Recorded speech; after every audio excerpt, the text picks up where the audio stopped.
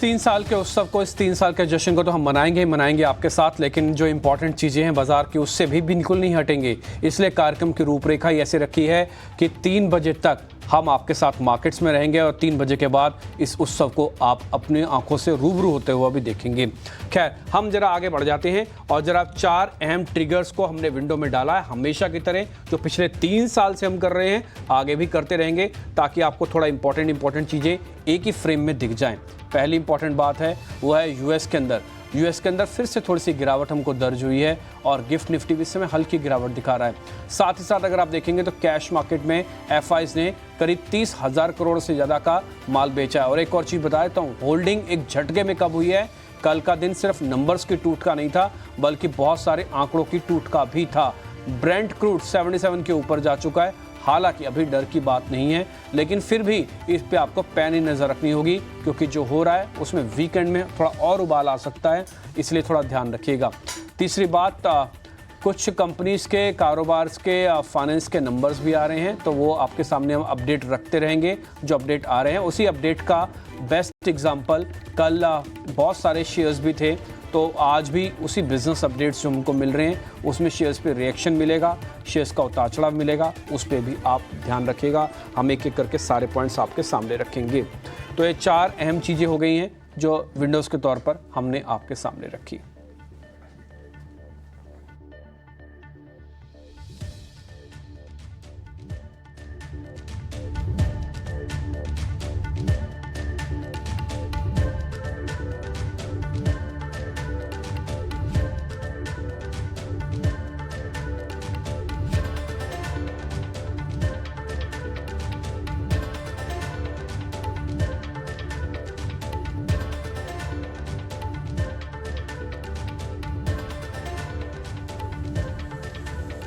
तो चलिए, ये 4 ट्रिगर्स पे रहेगी बाजार की नज़र। पर चलिए अब आगे बढ़ते हैं और ख़ास तौर से जानते हैं कि अमेरिकी बाज़ारों से क्या कुछ संकेत देखने को मिल रहे हैं, क्या कुछ उथल पुथल हुई है कमोडिटी मार्केट्स में। और अभिषेक के पास चलेंगे ये पूरी जानकारी समझने के लिए। अभिषेक, गुड मॉर्निंग। सबसे पहले तो आपको भी 3 साल की सालगिरह के लिए बहुत बहुत मुबारकबाद। ये 3 साल काफ़ी शानदार रहे ईटीना स्वदेश के लिए। पर अभिषेक, साथ ही ये भी बताइए कि बाज़ारों का क्या हाल है, ग्लोबल बाज़ारों की बात करें तो। सृष्टि, आपको बहुत बधाई, शुभकामनाएं 3 साल पूरे होने पर। देखिए, अलग ही फीलिंग होती है 3 साल जब पूरे हो जाते हैं तो, मतलब एक रिस्पॉन्सिबिलिटी थोड़ी ज़्यादा आनी फील हो जाती है। और खैर, हम रिस्पॉन्सिबल चैनल रहे भी हैं, लेकिन ये बड़ा अच्छा माइलस्टोन है। हमें तो याद है कि कैसे एक नई चैनल की शुरुआत हुई। हम इसी स्टूडियो में बैठ के ड्राई रन से समय तमाम चीज़ें करते थे, तमाम एक्सपेरिमेंट्स, तमाम नई चीज़ें, नए फॉर्मूले हम लेकर आए हैं बिजनेस जर्नलिज्म में, और हम उम्मीद करेंगे कि दर्शकों का जो प्यार है वैसे ही मिलता रहेगा। चलिए आते हैं अमेरिकी बाजार पर। तो जिस तरह से मिडिल ईस्ट में संघर्ष चल रहा है, हम देख रहे हैं कि थोड़ा थोड़ा ग्लोबली सेंटिमेंट वीक ज़रूर हो रहा है। हालांकि अमेरिका पर उतना असर नहीं है। डाउ जोन्स कल 185 अंक गिरा है, लेकिन बावजूद उसके 42,000 के ऊपर बंद होने में कामयाब रहा है। तो यूएस को लेकर उतनी टेंशन नहीं है। कल तो हमारे यहाँ मतलब एक तरह से कोहराम मच गया था, और वो इसलिए भी था, वो सिर्फ मिडिल ईस्ट का टेंशन ही था, वो मल्टीपल ट्रिगर्स बाजार के लिए एक साथ कल बाजार पर हावी होते हुए दिखे थे, उसके चलते सेंटिमेंट वीक हुआ था। नेस्डेक की बात करें तो दिन की ऊंचाई से करीब 100 अंक फिसला है। कल कंज्यूमर गुड्स, हेल्थ केयर जैसे जो शेयर थे वहां पर हमने ज्यादा प्रेशर देखा है। आज की बात करें तो आज सितंबर की जो जॉब रिपोर्ट के आंकड़े हैं वो आज बाजार के लिए फोकस बनेंगे। देखते हैं कि ये नंबर्स किस तरह के निकल के आते हैं। वैसे भी हफ्ते का आखिरी कारोबारी सत्र है ये। अब यूरोप की बात करें तो यूरोप में भी हमने कमजोरी देखी है, और सबसे ज्यादा जो कमजोरी रही वो रही फ्रांस के बाजार यानी कि कैक पर। वहां पर हमने करीब 1.25% के आसपास से गिरावट देखी। डेक्स जो कि जर्मनी का बाजार है वहां पर करीब 0.25% के आसपास की। और कैक की बात करें तो हल्की सी नरमी हमने वहां पर आते हुए देखी है। लेकिन अगर हम ग्लोबल संकेतों की बात करें तो क्रूड में तेजी बढ़ी है। अगर ये एस्केलेशन और बढ़ता है, अगर इसमें ईरान भी अब मतलब उसने हमला तो कर दिया इजराइल पर, लेकिन अगर ईरान पर रिटेलिएटरी अटैक फिर से किए जाते हैं अगर इजराइल की तरफ से, तो कहीं ना कहीं सप्लाई में डिसरप्शन की आशंकाएं बढ़ेंगी। अभी जो लीबिया से जो सप्लाई जो खुला थोड़ा सा, उसके चलते हमने क्रूड को थोड़ा कूल डाउन होते हुए देखा था, 70 के नीचे देखा, लेकिन 70 से बढ़ के दाम अब आ गए हैं फिर से $77 के आसपास। तो थोड़ी सी टेंशन ये जरूर है, लेकिन हाँ, राहत की बात यह है कि बहुत ज़्यादा नहीं बढ़ेगी क्योंकि चाइना से डिमांड वीक है, अभी भी एक रेंज के अंदर है। $85 तक कोई तनाव नहीं है, 75 से $85 के बीच में क्रूड रहे, नो टेंशन एट ऑल।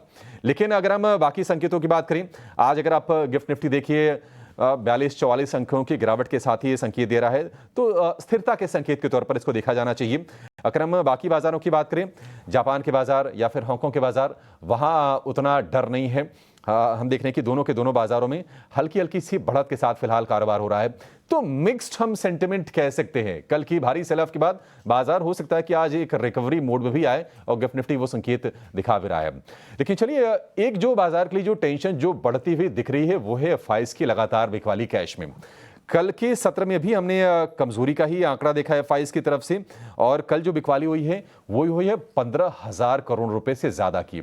उसके पीछे के सत्र में 5,500 करोड़, 30 सितंबर को 9,792 करोड़, यानी कि अगर आप 4 सत्र में देखेंगे तो करीब करीब 30,000 करोड़ रुपए के आसपास की सेलिंग आ गई है।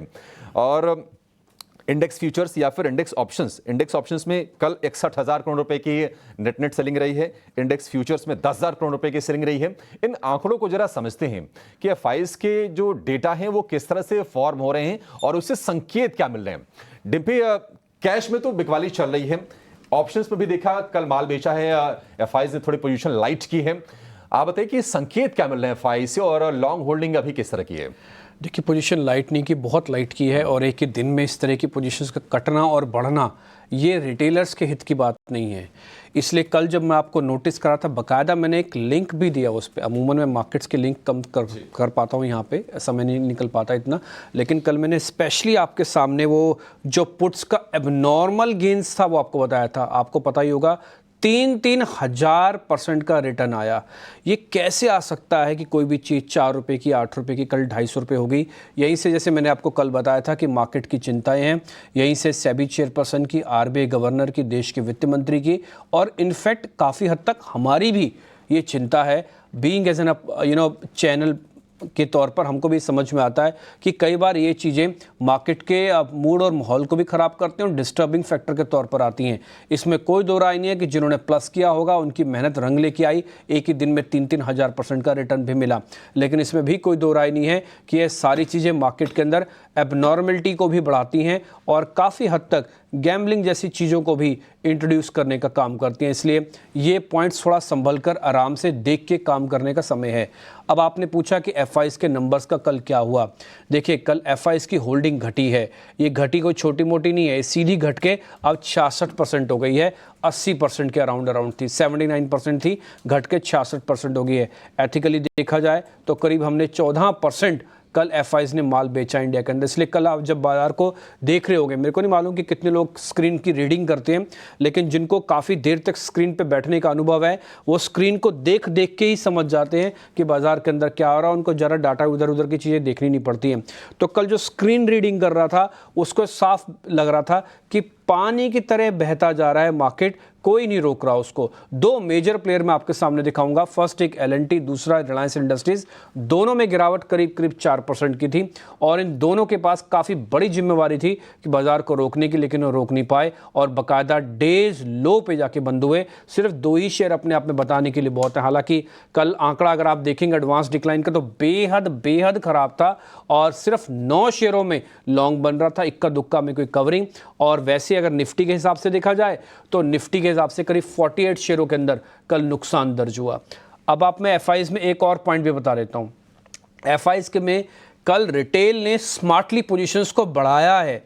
रिटेल की पोजीशन 47% हो गई है, 37% से, आई रिपीट 37 से 47% हो गई है। लेकिन हैरान करने वाली बात है कि इस तरह के करेक्शन के बाद भी DIs का deployment of money in the market वो नहीं हो रहा है। पैसा है, सिस्टम में भी है, समझ भी है, सब कुछ है, लेकिन वो बाजार के अंदर पैसा इन्फ्यूज नहीं हो रहा, लग नहीं रहा। अगर ये पैसा लग रहा होता तो कल पानी की तरह जो मार्केट जा रहा था नीचे वैसा नहीं होता, क्योंकि उनकी होल्डिंग्स में किसी तरह का कोई भी बदलाव नहीं है। रही बात जो भी आप ऑप्शंस का नंबर बता रहे थे अभिषेक जी, तो मैं बता देता हूँ 61,000 करोड़ रुपए की ऑप्शंस, करीब 15,000 करोड़ रुपए का कैश। जब ये दोनों चीज़ें एक साथ होती हैं तो बाजार को थोड़ी मेहनत ज़्यादा करनी पड़ती है एज़ कम्पेयर टू, मतलब उसको छोटा मोटा पुल बैक के लिए भी बहुत मेहनत करनी पड़ेगी। इसलिए मैं एक फिर से वर्ड इस्तेमाल करता हूं, अगर आप महाराष्ट्र में हैं तो आपके लिए एक वर्ड होता है घाई। घाई नहीं करनी है मार्केट में, इंग्लिश में इसको बोलते हैं रश। जल्दी जल्दी नहीं करना, हिंदी में इसको कहें। तो ये तीनों चीज़ें अपने आप कान में बिल्कुल से अच्छे से बिठा लीजिए। हमको फिलहाल अभी कोई जल्दी नहीं करनी है। एक वर्ड हमने ईजाद करके ट्रेडिंग वाला आपके सामने रखा हुआ है, that is called lab trading. Lab trading का मतलब आप 10 लॉट में काम करते हैं तो एक लॉट के साथ ही काम करना, इससे ज़्यादा नहीं करना। तो ये रफ आइडिया है एफआईज का, और मैं बोलूँगा एफआईज घटेगा और बढ़ेगा अगर बड़े पैमाने पर। इस तरह की चीज़ों के लिए आप तैयार हो जाइए, ये बढ़ने और गिरने दोनों तरफ से मैं बता रहा हूं। ठीक है, तो आपको लैब टेस्ट करना है, छोटे एक्सपेरिमेंट करने हैं, जैसा कि डिम्पी आपको सलाह दे रहे हैं, अगर बाजार में करना है तो भी। कल के दिन के निचले से पर डिम्पी क्लोजिंग, और कल सभी सेक्टर बिकवाली आई, मतलब निफ्टी के सिर्फ 3 शेयर बमुश्किल हरे निशान में टिक पाए। तमाम जो बड़े क्रूशियल सपोर्ट्स थे वो टूटे हैं डिम्पी। 25,250 की क्लोजिंग। कौन से सपोर्ट्स अब खुल गए हैं और क्या करना चाहिए इन लेवल्स पर बाजार में? आज की रणनीति क्या होगी? देखिए, जब हमने सीरीज की स्टार्टिंग की थी तब हम करीब 26,000 के आसपास हम सीरीज को लेके आए थे अक्टूबर के। थोड़ा आपको इसलिए पीछे जाना पड़ेगा क्योंकि पीछे से ही दर्द शुरू हो रहा है, पीछे वाले डाटा से ही प्रॉब्लम आई है। अभी तो डाटा हम सिर्फ देख रहे हैं, लेकिन ये प्रॉब्लमेटिक सिचुएशन तो सीरीज के स्टार्टिंग में हो गई थी। सृष्टि को और आपको अच्छे से याद होगा, हमने एक वर्ड इस्तेमाल किया था कि निफ्टी इस बार हैवी होके आया है। निफ्टी के अंदर 6.5 लाख कॉन्ट्रैक्ट हैं, और ये बात हमने आपके सामने रखा था कि इतना भारी निफ्टी जो ओआई के साथ आया है ये चलेगा नहीं, क्योंकि इसमें 3 मेजर प्रॉब्लम्स थी। पहला, हाईएस्ट ओपन इंटरेस्ट के साथ हम ट्रांसफर ले रहे थे। दूसरा, हाईएस्ट एफआईज की होल्डिंग के साथ हम ट्रांसफर लेके आए, 81% की होल्डिंग के साथ हमने सीरीज के अंदर एंटर किया। तीसरा, 1.4 अराउंड हमारा पुट कॉल रेशियो था, जो कि बाजार को महंगा करने के लिए, बताने के लिए सफिशिएंट था, और घटता हुआ विक्स था जो कि 12 के भी नीचे पहुंच गया था। ये सारी चीजें इंडिकेट कर रही थी कि बाजार के अंदर डर का माहौल हो सकता है या फिर थोड़ा चलेगा नहीं। और आपको अच्छे से याद होगा, हमने सोमवार को, अगर किसी को ध्यान नहीं है तो सोमवार का सिर्फ हमारा वीडियो उठा के देख लीजिए, हमने इसी सोमवार से, इनफैक्ट उसके थोड़ा पीछे से भी, आपको खरीदने के लिए मना कर दिया। हमने आपको शॉर्ट के लिए तो रोका, लेकिन खरीदने के लिए भी रोका, और आपको ये सस्ता बाजार अब अच्छे से मिलेगा ताकि आप अच्छा रिस्क रिवॉर्ड रख के मार्केट के अंदर आएं। एक ही चीज मार्केट के अंदर ध्यान देने वाली है, वो है एडवांस डिक्लाइन की रेशो।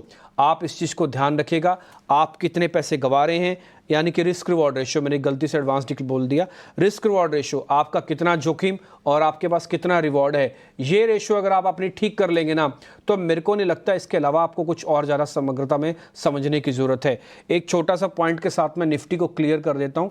पहला, ओपन इंटरेस्ट अब कम हो चुका है, 5,33,000 हो गया है, लेकिन इस 1 लाख से 1.25 लाख कॉन्ट्रैक्ट को हटाने में मार्केट को 1000 पॉइंट की बलि देनी पड़ गई अपनी। 26,200 से आज हम 25,200 पे आए हैं, तो इस 1 lakh contract, 1.25 lakh contract system से हट गए हैं। अब हम बैक टू नॉर्मल हो चुके हैं ओपन इंटरेस्ट में, तो इसलिए नॉर्मलिटी का सीजन मार्केट के अंदर कम से कम निफ्टी के तौर पर आ रहा है। दूसरा, एक और चीज, कल ह्यूज अनवाइंडिंग हुई है। ये अनवाइंडिंग करीब 8% के आसपास की थी ओपन इंटरेस्ट शेडिंग की। तो इस अनवाइंडिंग को कन्वर्ट होने में, यानी कि पुल बैक आने में या रिवर्सल आने में या लॉन्ग होने में थोड़ा समय लगता है। इसलिए आप मार्केट से कुश्ती ना कीजिएगा, सिर्फ इस चीज का ध्यान रखिएगा कि अगर मैंने पोजीशंस ली है, स्ट्रेटेजिकली प्लेस करके छोड़ दीजिएगा। एक ही दिन में चमत्कार हो जाए, मेरे लेने के बाद बाजार ऊपर आ जाए, ऐसा नहीं होगा। तो इसलिए आप अपने हिसाब से मौका देख के प्लस कीजिए। सपोर्ट और रेजिस्टेंस हमने आपके लिए लिखे हुए हैं। 25,000 का पहला सपोर्ट है, हर 200 पॉइंट पे अब आपको सपोर्ट मिलेगा। 24,800 का दूसरा सपोर्ट है, तो ये सपोर्ट एरिया है। शॉर्ट मैं अभी भी आपके पक्ष में नहीं रहूंगा कि शॉर्ट नहीं करना, आप बाइंग ऑन डिप्स करो, सेल ऑन राइज करो। ये बात आपको अच्छे से हमने याद दिलवाई थी, आज मैं फिर से करता हूं। जब जब भी छोटा डिप आए, आप स्ट्रेटजिकली 1-1, 2-2 लॉट सिस्टम में डालते जाओ, आपकी अच्छी एवरेज हो जाएगी और माल भी सस्ते रेट पे आएगा। ठीक है, चलिए, तो ये नजरिया हो गया निफ्टी 50 पे। पर डिम्पी, अगर हम निफ्टी बैंक की बात करें तो कल वहां पर भी कोई भी रिकवरी के संकेत नहीं थे। देखिए, 1200 अंकों तक लुढ़कता हुआ नजर आया निफ्टी बैंक। ऐसे में क्या करना चाहिए डिम्पी? 2 चीजें इसके अंदर बड़ी इंपॉर्टेंट है। जैसे हमने कहा, निफ्टी हैवी होके आया था और बैंक निफ्टी लाइट होके आया था।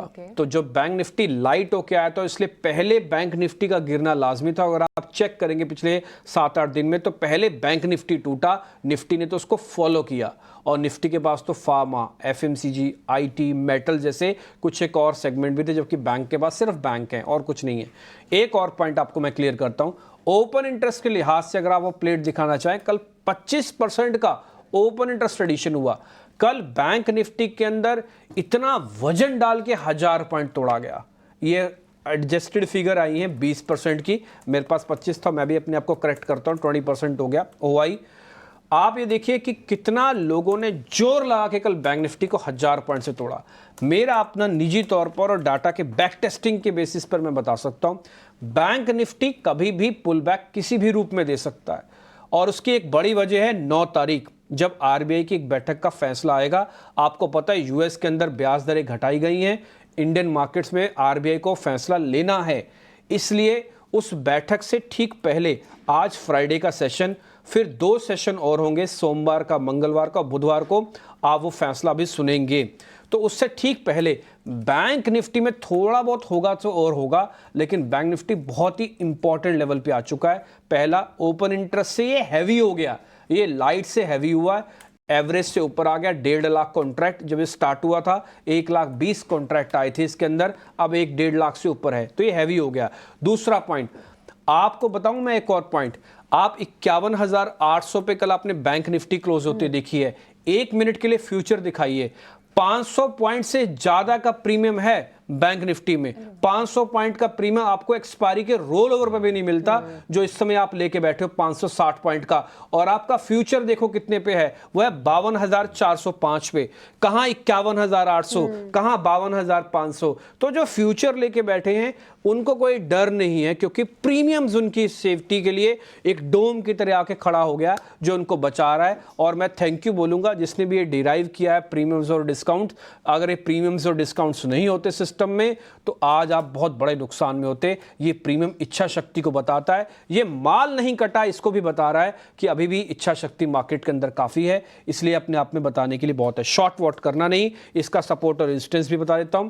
51,500, 51,300 वाली रेंज एक सपोर्ट एरिया है। ऊपर जाएंगे तो पहले 52,200 पे रुकेंगे, फिर 52,500, 800 पे भी हम रुक सकते हैं। ये सपोर्ट और रेजिस्टेंस है, शॉर्ट वॉट करना नहीं है। पुट कॉल रेशियो के हिसाब से बताता हूं, बैंक निफ्टी 0.70 है, 0.6 पे आके सस्ती हो जाती है, वहां से फिर ये टूटता नहीं है। एक और लास्ट में बताने हैं, बस 3 शेयर F&O बैन में है, इनफैक्ट नहीं 5-6 शेयर बैन में है, जिसमें से बैंक वाले शेयर हैं सिर्फ 2 हैं, एक बंधन और एक आरबीएल। ये दोनों ही बैंक ध्यान देने वाले हैं, इसलिए मैंने आपको जरा बैन के शेयर्स भी नोटिस करा दिए। कुल मिला के ये मार्केट का मोटा मोटी व्यू पॉइंट है। विशाली पारिक हमारे साथ जुड़ रही हैं, अक्षय पी भागवत हमारे साथ जुड़ रहे हैं, और आज मेरे को खुशी इस चीज़ की और अलग से हो रही है। एक तो शुभ वेला चल रही है, नवरात्रों के शुभ पावन दिन चल रहे हैं, और साथ ही साथ हम आज 3 साल को भी सेलिब्रेट कर रहे हैं। आप सबका बहुत बहुत शुक्रिया विशाली। अक्षय भागवत आपका भी, आप स्टार्टिंग से हमारे साथ रहे, आपके इंटेलिजेंस का हमको भरपूर फ़ायदा मिला।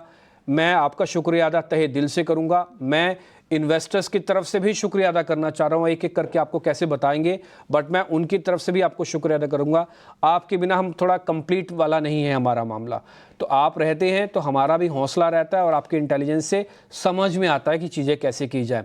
और मैं थोड़ा रिक्वेस्ट भी करूँगा कि जैसे 3 साल आपने हमारे साथ काटे हैं, अगले 30 साल और 300 साल हम आपके साथ ही रहें, हम रहे ना रहें, लेकिन ये सिलसिला ज़रूर चलता रहे। विशाली बहुत शुक्रिया, थैंक यू वेरी मच समय देने के लिए। अक्षय सर आपका भी बहुत शुक्रिया। मेरे को मालूम है आपके ऑफिस में आजकल लोग थोड़े कम हैं, लेकिन फिर भी आप समय निकालते हैं अक्षय जी, उसके लिए बहुत बहुत शुक्रिया, डबल शुक्रिया। विशाली, जो पॉइंट्स हमने अभी रखे निफ्टी और बैंक निफ्टी के, अगर कहीं पे कोई करेक्शन करनी है तो प्लीज़ आप कीजिएगा, इट्स अ हम्बल रिक्वेस्ट। और दूसरा, आप अपना टेक भी बताइए, अपने शेयर्स भी बताइए। Very good morning all of you, और बहुत बहुत बधाई कि आपके 30 साल अच्छे से कंप्लीट हुए, and all the very best for years to come. So अभी शुरुआत करते हैं मार्केट व्यू के लिए। तो ऑफ कोर्स कल एक डिसाइसिव, एक करेक्टिव मूव आ चुका है। तो आज भी निफ्टी की बात करें तो आई थिंक अगर 25,250 जो हम लेवल्स तोड़ते हैं, तो 25,000 का एक सपोर्ट अच्छे से दिख रहा है। That is a level to watch for. 25,000 is a crucial support. अगर वो लेवल्स तोड़ते हैं तो फिर आई थिंक डाउनस्लाइड अभी भी आ सकता है। But where is Bank Nifty की बात करें तो डिम्पी जी, मेरा व्यू काफी सिमिलर है आपके साथ, क्योंकि कल हमने देखा 51,700 का एक क्रूशियल सपोर्ट था, और वहीं से हम देख रहे थे कि लास्ट 5-10 मिनट्स में वहां से बाउंस आ रहा था, और it was making an effort for 51,950, 51। फिलहाल भी क्लोज उसके ऊपर ही है। सो बैंक निफ्टी में मुझे लग रहा है काफी करेक्टिव मूव आ चुका है। तो अगर निफ्टी को गिरना है तो I think other sectors will participate in the fall. तो ये मेरा व्यू फिलहाल मार्केट में है। 25,000 का क्रूशियल सपोर्ट निफ्टी में और 51,700 बैंक निफ्टी में। ठीक है, तो ये कुछ एक पॉइंट्स आपके सामने रखे हैं। मैं एक काम करता हूँ, अक्षय पी भागवत से भी एक जरा उनके भी शेयर्स पता कर लेता हूँ, फिर हम वैशाली से कुछ और पॉइंट्स भी लेंगे। अक्षय सर, बहुत शुक्रिया समय देने के लिए। जरा बताइए सर आपके शेयर्स। जी गुड मॉर्निंग डिम्पी जी, नमस्कार, गुड मॉर्निंग टू ऑल। और सबसे पहले ईटी नाउ स्वदेश को 3 साल सक्सेसफुली खत्म करने के लिए बहुत सारी बधाइयाँ, नवरात्रि की शुभकामनाएं। तो जो मैंने आज रेकमेंड करा है, मार्केट काफी चौपी है, तो मैं एक ही ट्रेड के साथ रहना चाहूंगा और वो मेटल स्पेस में है, क्योंकि मुझे थोड़ा सा स्टेबिलिटी चाहिए और बाजार में, क्योंकि अभी तक सपोर्ट बना नहीं है, बनेगा कि नहीं ये क्वेश्चन मार्क है, काफी ओवरसोल्ड है पैरामीटर्स, तो थोड़ा सा एक पुल बैक आ सकता है। तो मैं जो स्ट्रेंथ है जिस काउंटर में, वो है मेटल्स, उसमें JSPL, Jindal steel and power, ये सबसे स्ट्रॉन्ग काउंटर लग रहा है। जिस तरीके का टेक्निकल सेटअप है, खराब मार्केट में भी उसने अच्छा परफॉर्मेंस कल होल्ड करा है। तो जेएसपीएल बाय करने की मैं राय दूंगा करंट मार्केट पे 1105, 1124, ये दो टारगेट एरियाज रहेंगे विद स्टॉप लॉस ऑफ 1021। आपको मेटल पर भरोसा बना के रखना है और ब्रोकरेजेस की तरफ से भी हमने देखा था कि इस पर भरोसा कायम था। जेएसपीएल अक्षय जी की लिस्ट में है। 1105 और 1124 रुपए के टारगेट के लिए आपको ये खरीदने की सलाह है। अच्छा, एक काम करेंगे आज ना, चूंकि बहुत ही स्पेशल डे है हमारे लिए, तीसरी सालगिरह है, तो हमने एक्सपर्ट से ना आपके लिए स्पेशल कुछ हमने ट्रेड्स भी लिए हैं, स्पेशल कॉल भी लिए हैं, वो भी आपके लिए थोड़ी देर में लेकर आएंगे। लेकिन वैशाली जी, गुड मॉर्निंग। बताइए आपका शेयर कौन सा होगा आज, कौन से स्टॉक से शुरुआत करेंगे आप? Very good morning. सो ये स्पेशल ट्रेड के लिए मैं एक सेफ स्टॉक के लिए जाऊंगी यार, वो है BSE. In spite of all the choppiness जो हमने देखा है, इसका ट्रेंड काफी अच्छा है। सो 3500 का सपोर्ट है और 4800 का टारगेट दिख रहा है। So first target will be 4500, second target 4800। कल भी हमने देखा कि जब मार्केट पूरी करेक्ट हो रही थी, रीटेस्ट तो जरूर किया, वॉल्यूम में भी अच्छा सा पिकअप है। So BSE will be the special call. और दूसरा जो मैं कॉल देना चाह रही हूँ, वो मैं भी मेटल सेक्टर से ही चूज कर रही हूँ, और वो है जेएसडब्ल्यू स्टील। सो थोड़ी मार्केट में अगर करेक्शन आया तो 1000 is a good support level, वहां से खरीदना शुरू करिए 980 के स्टॉप लॉस के साथ। फर्स्ट टारगेट रहेगा 1100। ठीक है, तो पहला टारगेट आपके लिए इसमें बीएसई, तो इनका रिटर्न गिफ्ट हो गया वैशाली जी का। और अगर हम आज के नॉर्मल अगर शेयर की बात करें तो वो हो गया जेएसडब्ल्यू स्टील का, यानी कि जेएसडब्ल्यू स्टील, जेएसपीएल। कल हमने आपको बताया था कि ब्रोकरेजेस को यही पसंद है। मॉर्गन स्टैनली की या फिर नोमुरा की किसी की तो रिपोर्ट आई थी और दोनों के दोनों शेयर के बारे में बताया गया था, और ये हमारे एक्सपर्ट्स के रडार पर भी है। तो फंडामेंटल और टेक्निकल का प्योर मैच जिसको कहते हैं ना, वो रहा ईटी नाउ स्वदेश पर। और आज बेहद ये शुभ दिन हमारे लिए कम से कम है, ये बढ़िया शेयर आपके लिए हम निकाल के दे रहे हैं। कुछ और शेयरों के बारे में व्यू लेंगे और थोड़ी देर में आपके सामने हम खबरें भी रखेंगे कि खबरों के दम पर आपको कहां पर नजर रखनी चाहिए। लेकिन एक जरा राय वैशाली जी आपसे चाहिए ओएमसीज के बारे में। कल हमने तेज सेल ऑफ देखा, बीपीसीएल निफ्टी का टॉप लूजर रहा, एचपीसीएल में हमने 7% से ज्यादा गिरावट देखी, वायदा का ये सबसे ज्यादा गिरने वाला शेयर रहा। ये संभलेंगे या फिर अभी और टूटेंगे? आपकी रीडिंग क्या कह रही है?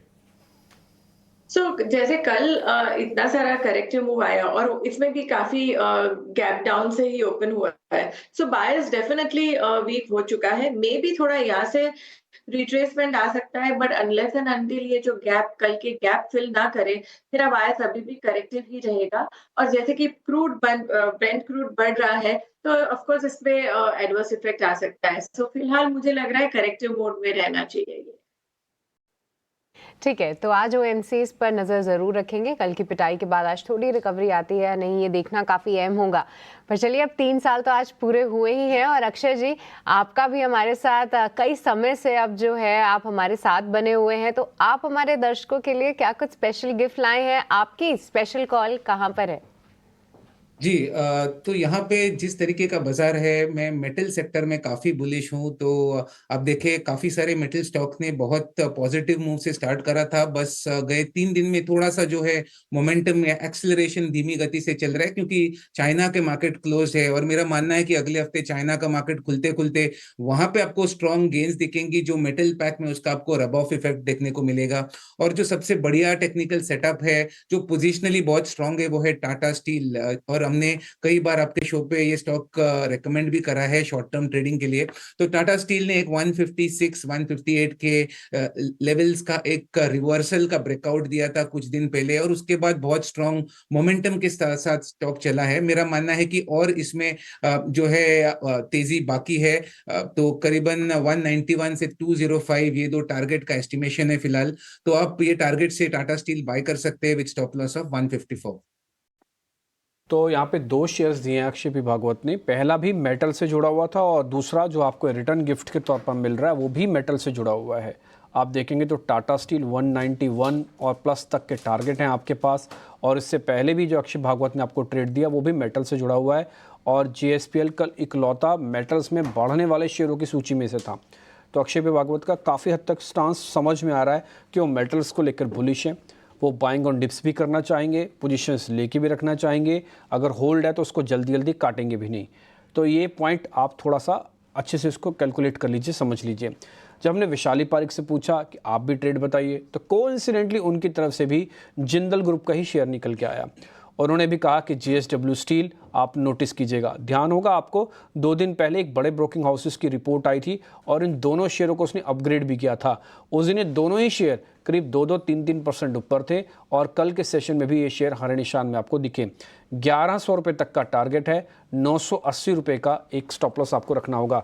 रिटर्न गिफ्ट के तौर पर विशाली पारिक ने कहा कि BSE लिमिटेड के अंदर अभी भी काफ़ी दम है और आप इसका बेनिफिट ले सकते हैं। कल भी शेयर गिरते हुए मार्केट में 1000 point bank Nifty, 550 point Nifty करीब करीब गिरावट के अंदर भी ये शेयर हर निशान में बंद हुआ। तो अपने आप में कोर स्ट्रेंथ इन शेयर्स की पता लगती है। जिनमें भी बाय डला उसमें कोई भी लाल निशान वाला शेयर नहीं था।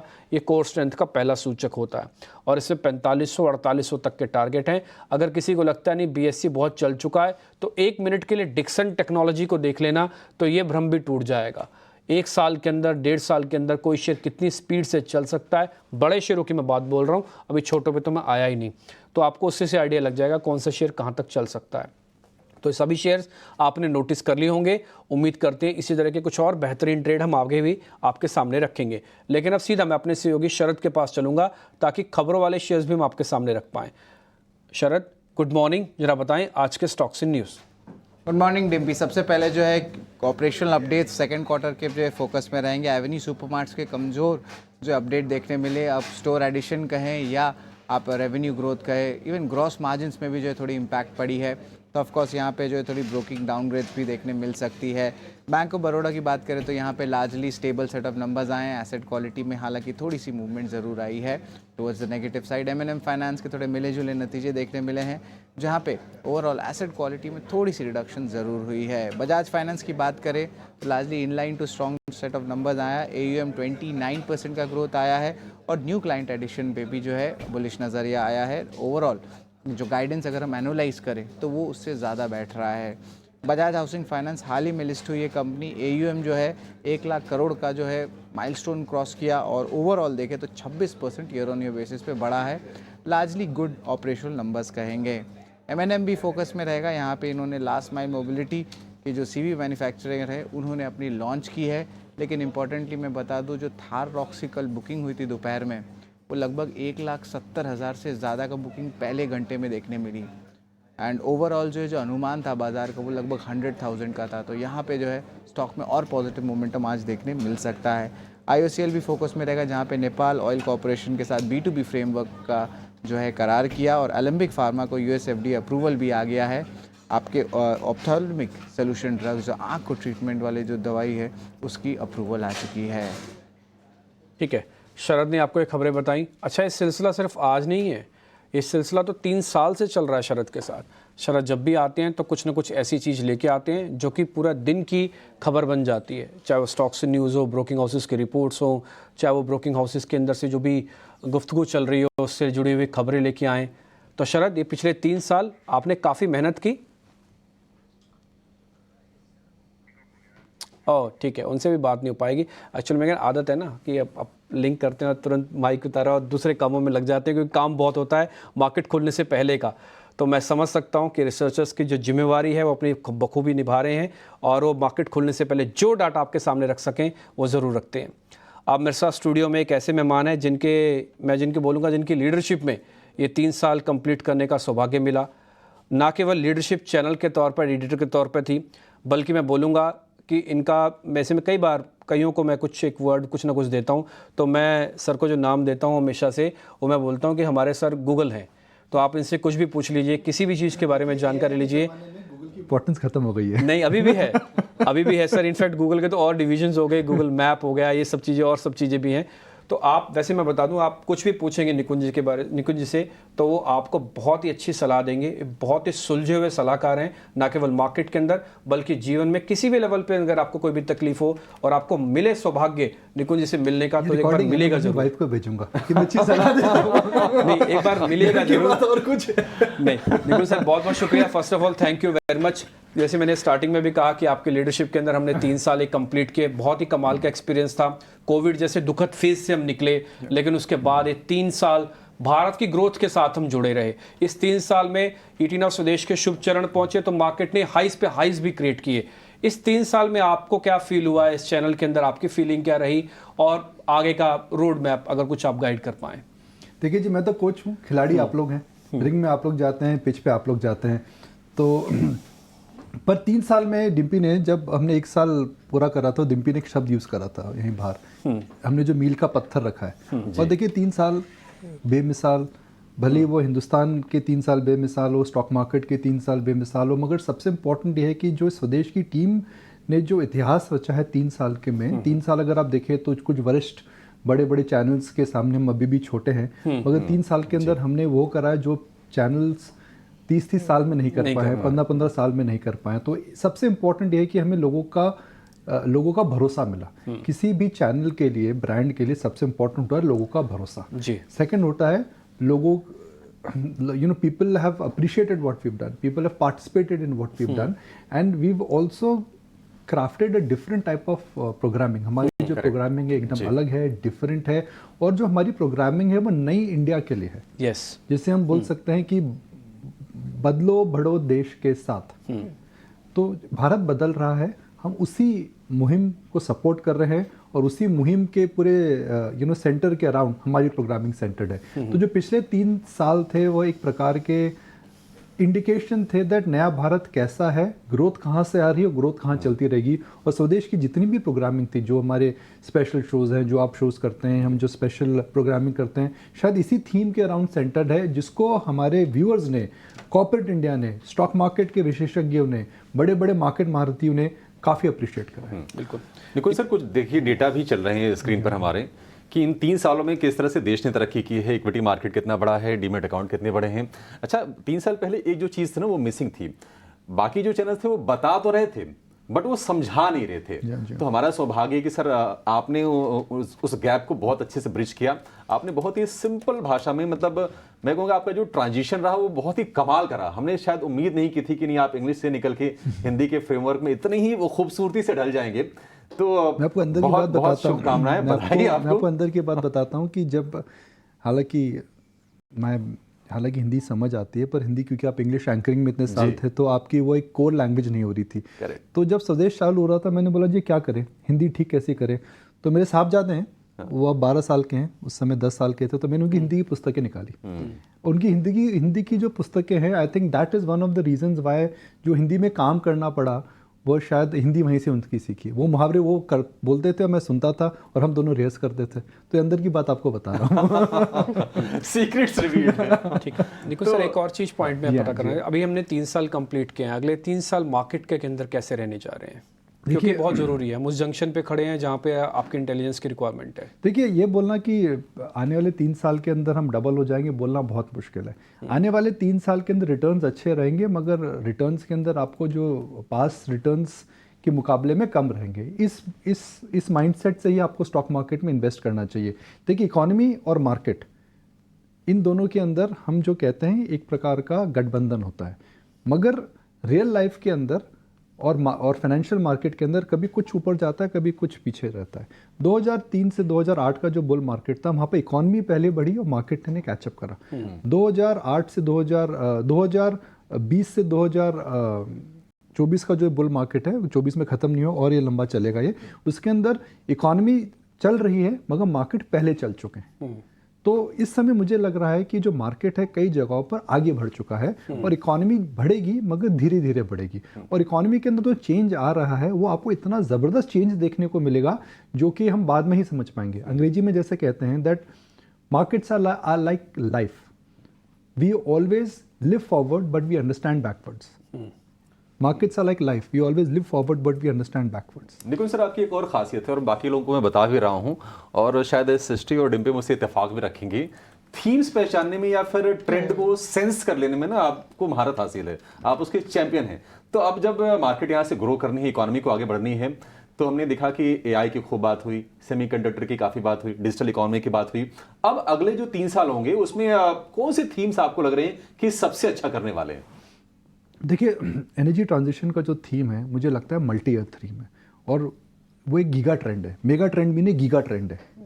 मेगा से बड़ा गीगा होता है, तो वो एक गीगा ट्रेंड है। और मैं आपको एग्जांपल दे देता हूँ, एक छोटा सा क्विज खेलते हैं। डिम्पी जी रेडी हैं? Yes sir. हम प्लैनेट्स की बात करते हैं, कहीं से चुराई हुई बात है ये।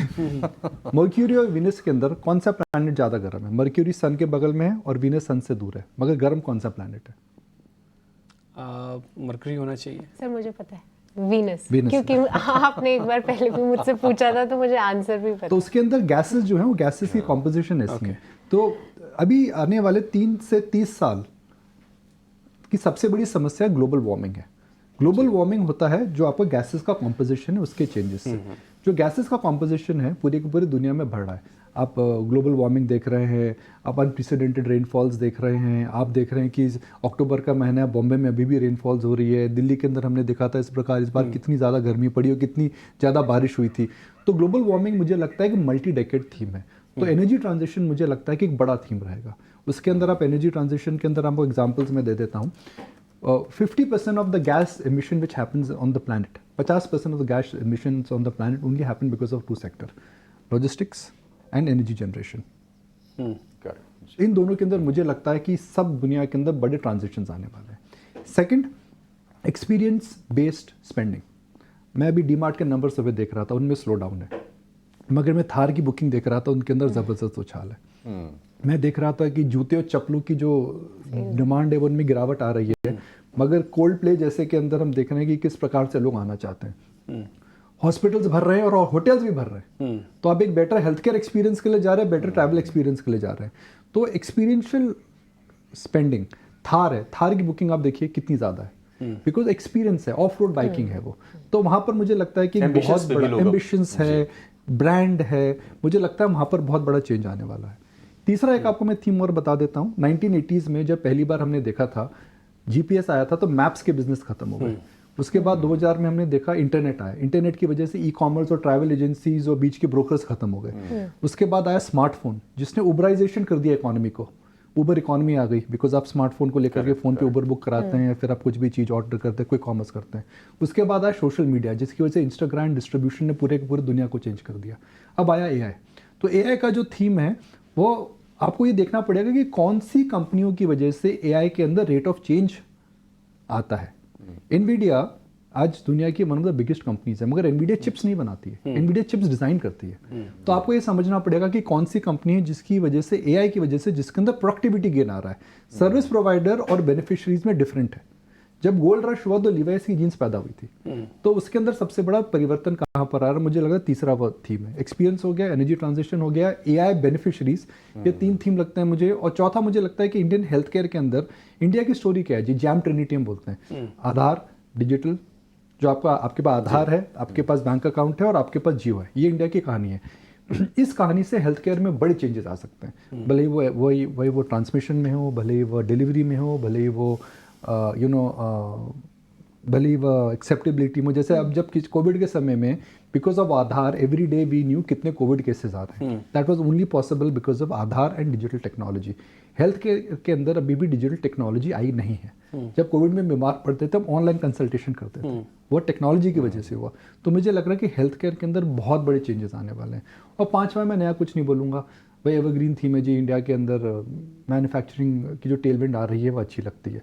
मुझे लगता है कि डिफेंस, रेलवेज और पीएसयू रिलेटेड जितने थीम्स हैं वह अभी पीक आउट हो चुके हैं। ओके। तो मुझे लगता है कि जो काफ़ी समय से मैं आप लोगों को बता रहा हूँ, मुझे लगता है पीक आउट हो चुका है। तो आने वाला भारत जो रहेगा वो डिफरेंट रहेगा गए भारत से। और मार्केट के अंदर हम अंग्रेजी में बोलते हैं vote for rate of change. Markets will always vote for rate of change. Rate of change क्या होता है? अच्छा खराब कहाँ होता है, खराब अच्छा कहाँ होता है, वही समझिए। बड़ी थीम्स क्या क्रिएट होंगी, बड़े मेगा ट्रेंड्स क्या क्रिएट होंगे। तो एनर्जी ट्रांजिशन से कुछ भी हो सकता है, भले वो फ्यूल हो, भले वो जैसे टाटा पावर है। टाटा पावर कह रहा है जी हम तो अब थर्मल में एक्सपैंड नहीं करेंगे, एनटीपीसी एक्सपैंड कर रहा है। तो मुझे लगता है अल्टीमेटली नॉन थर्मल की ही विक्ट्री होगी, बिकॉज जो नीड सोसाइटी की है पूरे for the entire human population, what is the biggest crisis? The biggest crisis is the environment is changing. वो कहते हैं ना, हम हमारे पैर पे कुल्हाड़ी मार रहे हैं, या फिर एक पेड़ है उसको रोज आप भी कुल्हाड़ी से मार रहे हैं, तो भैया बचाना तो पड़ेगा ही। और बचाने का सबसे इजी तरीका क्या है? गैसेस को कम करो। गैसेस को कम करने के लिए इलेक्ट्रिसिटी जनरेशन और लॉजिस्टिक्स को कम करिए। तो उसके अंदर मुझे लगता है होने वाला है। सर एग्जैक्टली वो जो टाटा मोटर्स का जो प्लांट आ रहा है चेन्नई वाला, वो भी शायद 100% रिन्यूएबल पावर पर वो बेस्ड है। वो अगर आप देखें कि इलेक्ट्रिसिटी कॉस्ट 2015 में सोलर से 15 रुपया पर यूनिट होती थी, अब हो गई 3 रुपये। मुझे लगता है आने वाले समय में 0 हो जाएगी वो। तो ये काफ़ी बड़े चेंजेस आ रहे हैं जिन पे नज़र रखनी चाहिए। और राइट निकुंज साहब, 3 साल स्वदेश के तो बेमिसाल रहे हैं, पर मैं ये भी बोलना चाहूंगी कि आपकी लीडरशिप के अंडर भी हमारे लिए भी बेमिसाल रहे हैं, क्योंकि हर दिन आपकी तरफ से हमें सपोर्ट मिला है, सराहना मिली है। तो थैंक यू। टीम है, मैं तो कोच हूँ। कोच का काम खिलाड़ी आप लोग होते हैं। पर सर हमारे पसंदीदा कोच है। खिलाड़ी उठाता है, याद रखिए। चकदे में कहाँ याद आते किसने खेला? शाहरुख खान याद आता है, पर धोनी ने ही कप उठाया था। गैरी कस्टर ने कप नहीं उठाया था, भूल जाते हैं। कपिल देव की टीम के अंदर उस समय कोच कौन था? देखिए याद भी नहीं है। नहीं याद। बट सर इस बीच देखिए आज जो जिस तरीके का जश्न की अहमियत अब बड़ी है। नहीं सर, वो तो है। और जिस तरीके से आज हमारे सभी गेस्ट आ रहे हैं, हम उनसे एक रिटर्न गिफ्ट भी ले रहे हैं। तो आपने बड़ी थीम्स की बात करी, पर नियर टर्म में किस तरीके से सेक्टर चर्निंग देख रहे हैं आप, या कहाँ पे नजर रखें, उसके बारे में भी जानना चाहेंगे। देखिए, मुझे लगता है कि मार्केट के अंदर एक बड़ा चेंज हुआ है। वह था कि सबको लग रहा था फेड रेट काटेगा, हिंदुस्तान में पैसा आएगा। वह चेंज हो गया है। सब चाइना में पैसा जा चुका है। हम एंडलेसली आर्ग्यूमेंट कर सकते हैं चाइना अच्छा है बुरा है, मगर पैसा अभी जा रहा है। पर मुझे नहीं लगता है कि पैसा बहुत ज़्यादा चाइना में जाएगा, बिकॉज चाइना के जो रिस्क हैं वो अलग हैं। चाइना में जाना, ये चाइना से निकलना बहुत मुश्किल है। 1 सेकंड, मुझे नहीं लगता कि चाइनीज़ इकॉनमी के अंदर कोई स्टिमुलस से चेंज आने वाला है। ये चाइना का डिम्पी हम बात नहीं कर रहे हैं। स्टिमुलस आ गया भैया, चौथा स्टिमुलस आ गया। पहले 3 स्टिमुलस में क्यों नहीं चाइना भागा? अब चौथे में भाग रहा है, बिकॉज ये मार्केट के अंदर ट्रेड्स होते हैं। मार्केट के अंदर जो होते हैं ग्लोबल एलोकेशंस करते हैं, हेज फंड्स इधर उधर काम करते हैं। तो मुझे नहीं लगता कि चाइना अगले हफ्ते खुलेगा जब देखेंगे कि कितना दूध है कितना पानी है। मैं भी इसे बोल रहा हूँ, चल भी गए काफी सर। हाँ, तो अभी दूध और पानी की बात तो अगले हफ्ते रेडी हो जाएगी। मुझे ज़्यादा मंदी नहीं लगती, इसलिए मंदी ज़्यादा नहीं लगती है बिकॉज देखिए युद्ध कोई नहीं चाहता है। बोलाबारी में और बोलबाजी में अंदर बहुत डिफरेंस होता है। सही बात है। ठीक है, मुझे लगता है पिन प्रिक है ये, क्योंकि 1 साल पहले भी यही हुआ था, फिर ठीक हो गया। मार्केट में एक बात को दोबारा रिएक्ट नहीं करता है। तीसरा, मुझे लगता है कि अगर आप देखिए इस मार्केट के अंदर भय का माहौल है।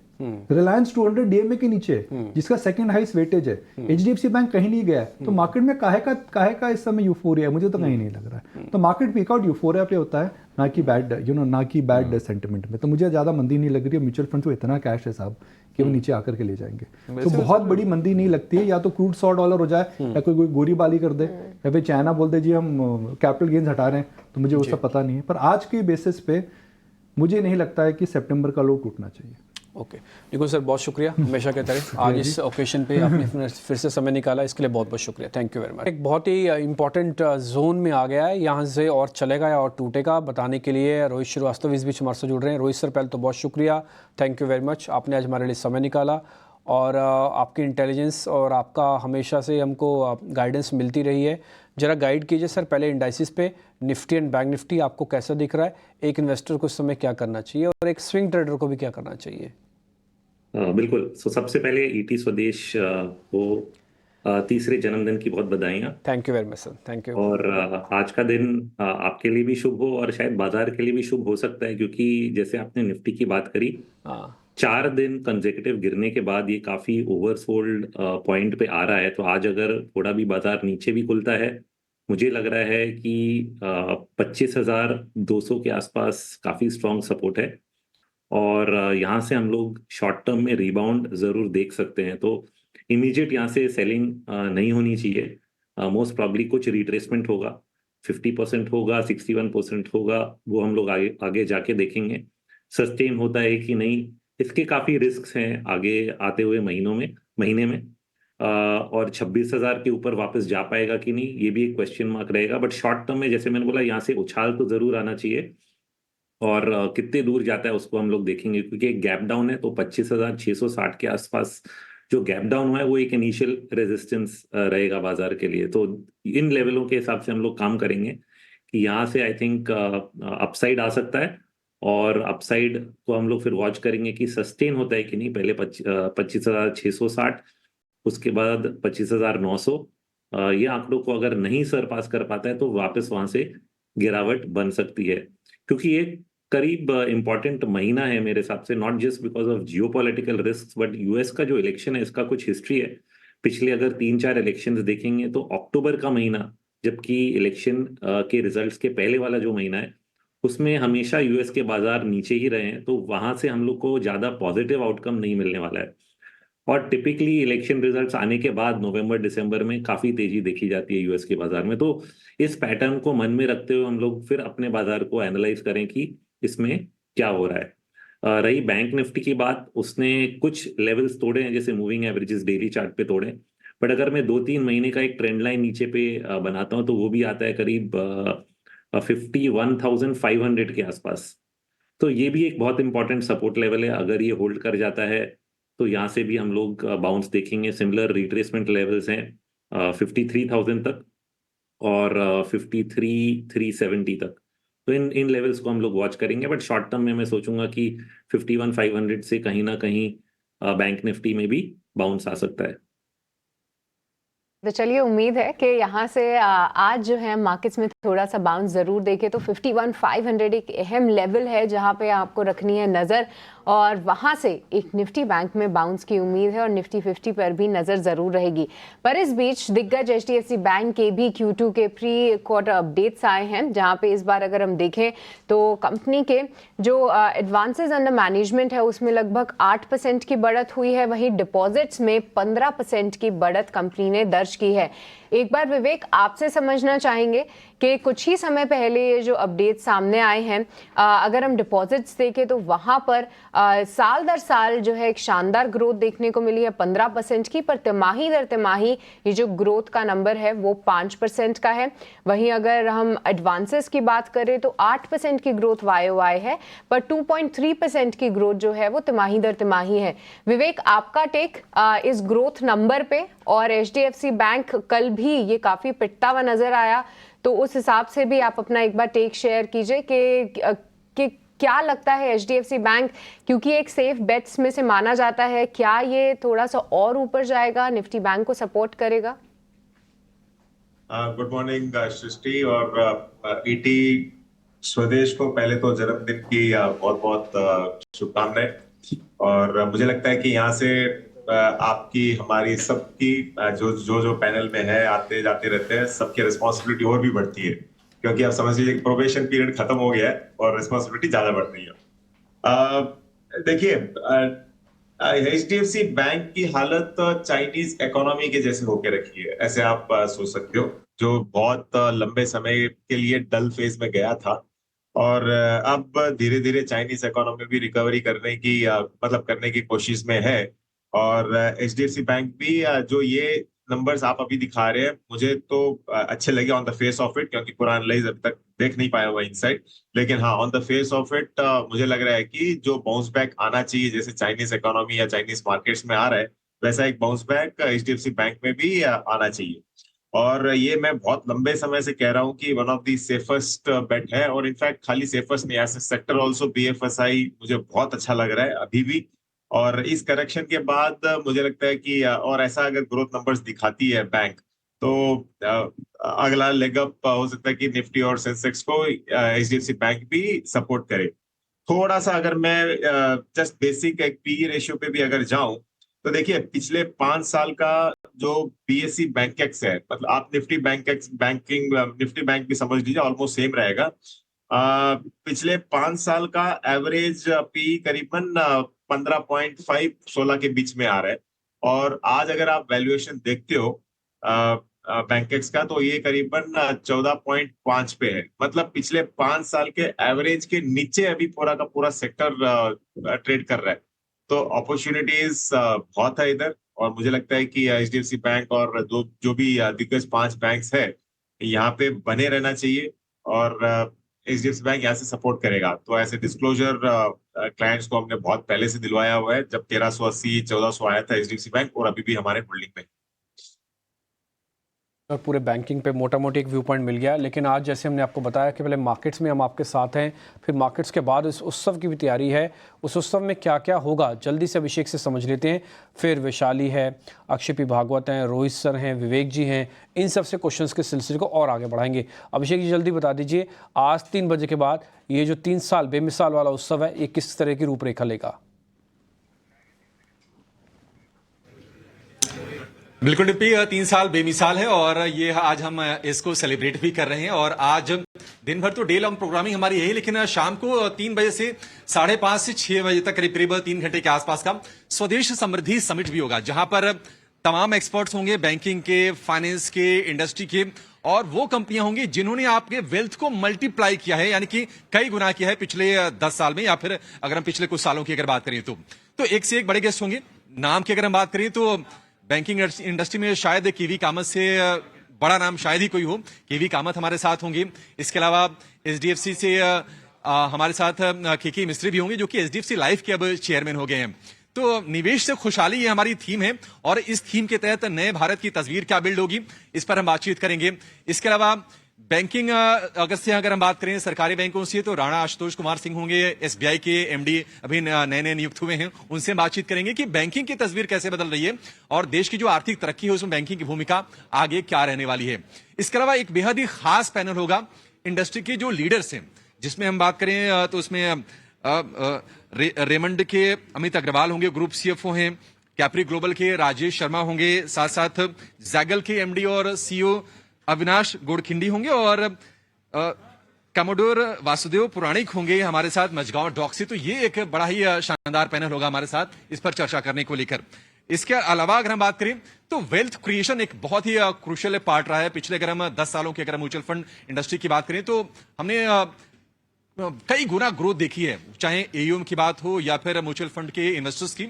तो उसको हम कैप्चर करने की कोशिश करेंगे, और हमारे साथ म्यूचुअल फंड इंडस्ट्री के जाने माने नाम हमारे साथ होंगे। नवनीत मनोत होंगे एचडीएफसी एमसी से, नीलेश शाह होंगे कोटक के एएमसी के एमडी होंगे।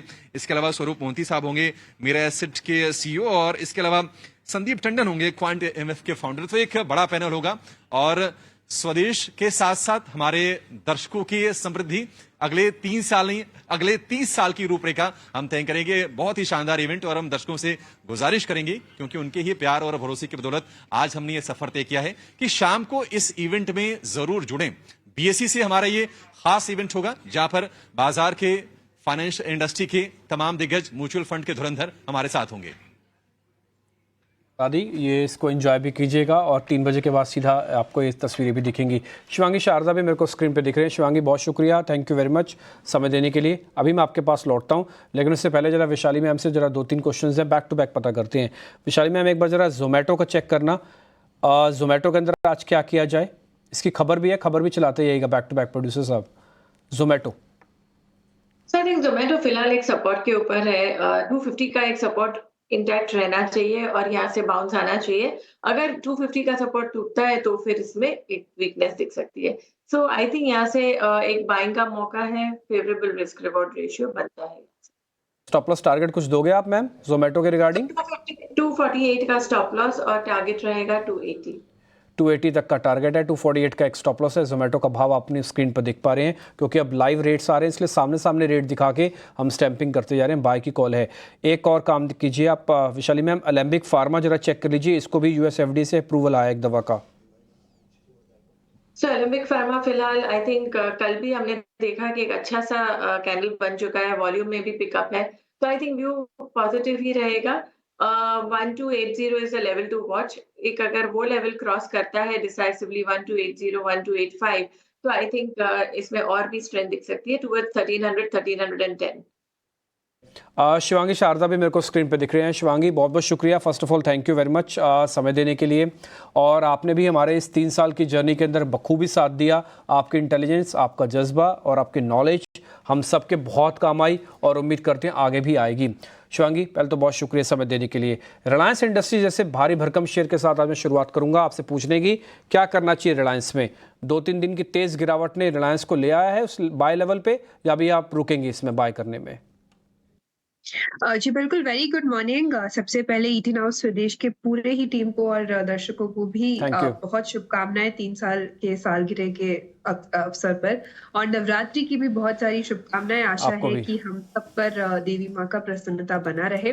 बाजार में थोड़ा बहुत प्रेशर हमें देखने को मिल रहा है। 3 बड़े रीजंस है। जो क्रूड ऑयल के प्राइसेस है वो 1 महीने के हाई टच कर चुके हैं, जो कि एक कंसर्न्स क्रिएट कर रहे हैं। दूसरा है कि जियोपॉलिटिकल टेंशन्स है मिडल ईस्ट के कंट्रीज में, और तीसरा है एफआईआईएस का बहुत ही सिग्निफिकेंटली सेलिंग हुआ है पिछले लगातार 3 सेशन से। तो ये कुछ ऐसे फैक्टर्स हैं जो मार्केट को और भी इफेक्ट करते हुए दिखेंगे।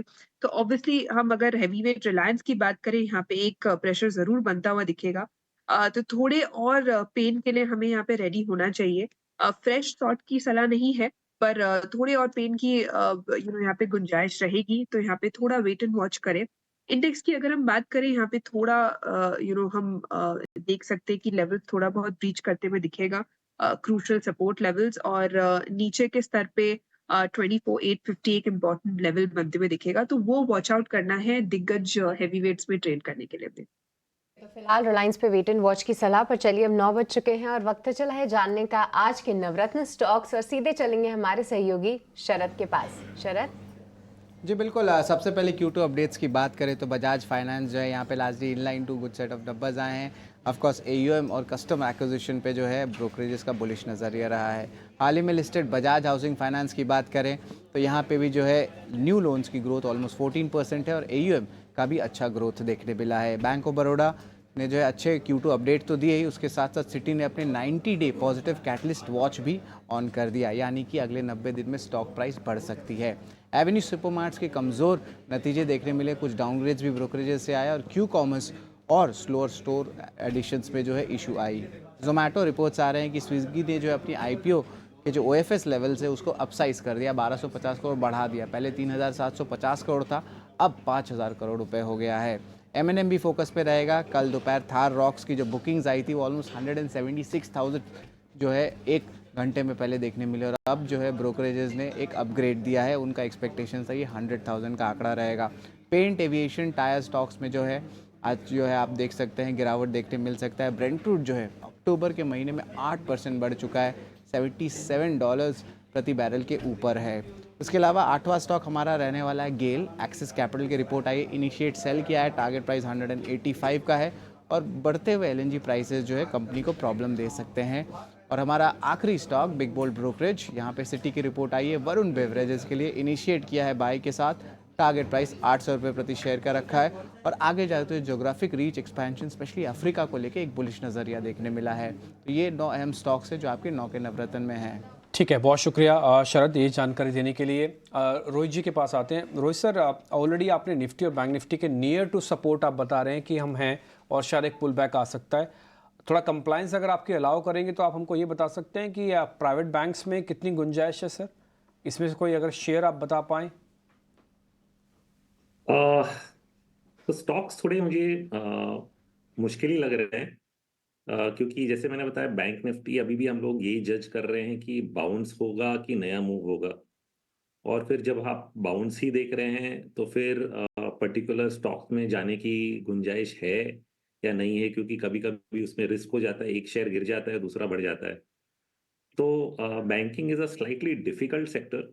अगर मैं सोचूं कि कौन सा सेक्टर इस बाजार में थोड़ा अच्छा कर सकता है, आउट परफॉर्म कर सकता है, तो मैं मेटल्स और ऑयल एंड गैस, ये दो सेक्टर्स को देखूंगा। ऑयल एंड गैस सेक्टर जो है ग्लोबली ऑलरेडी आउट परफॉर्म कर रहा है, क्योंकि तेल के भाव जो हैं वो कुछ ना कुछ बढ़ने लग गए हैं, चाहे वो जियोपॉलिटिकल रीजंस हो या ओवरऑल कमोडिटी साइकिल, क्योंकि डॉलर का रेट भी घट रहा है और कमोडिटी प्राइसेस जनरली मेटल्स में तो बढ़ रहे हैं। तो ये दो जो सेगमेंट्स हैं, इन पे मैं शायद ज़्यादा फोकस करूंगा, या कि बैंकिंग और फाइनेंशियल्स जो कि अंडर वैल्यूड ज़रूर हैं, बट कहीं ना कहीं बाजार के साथ साथ अगर गिरते हैं तो वो एक रिस्क फैक्टर आ जाता है। जैसे मैं आपको सिर्फ एक उदाहरण देता हूँ, सिंस आपने स्टॉक्स बोला, मैं अभी अभी चार्ट ही बना रहा था कि एचडीएफसी बैंक का अगर मैं चार्ट बनाता हूँ, इसने सितंबर 2021 में एक टॉप बनाया था करीब 1730 के आसपास, और फिर जाके जून 2023 में फिर से उसने एक टॉप बनाया 1740 के आसपास। अब इन दोनों के टॉप्स का अगर मैं ट्रेंड लाइन खींचता हूँ, ये आता है करीब 1775 का, 1775 के आसपास। ये लेवल 2 बार एचडीएफसी बैंक ने अटेम्प्ट किया बट क्रॉस नहीं कर पाया। तो ये जो फेलियर है क्रॉस करने का, ये चीज हमें एक कुछ हद तक बताती है कि ये जब तक निकलता नहीं है, इसमें नई लंबी तेजी बनने की उम्मीद थोड़ी बहुत घट जाती है। अभी ऐसा भी नहीं है कि नहीं निकाल सकता, बट जब तक निकालेगा नहीं, हम लोग ये मानेंगे कि एक स्ट्रॉन्ग रेजिस्टेंस लेवल है और इसको सरपास करे बिना मोटा मोटी समझ गया हूँ कि थोड़ा सा टफ है इसको भी पार करना। इस बीच मार्केट खुल रहा है, जरा उस पर नोटिस कर लेते हैं।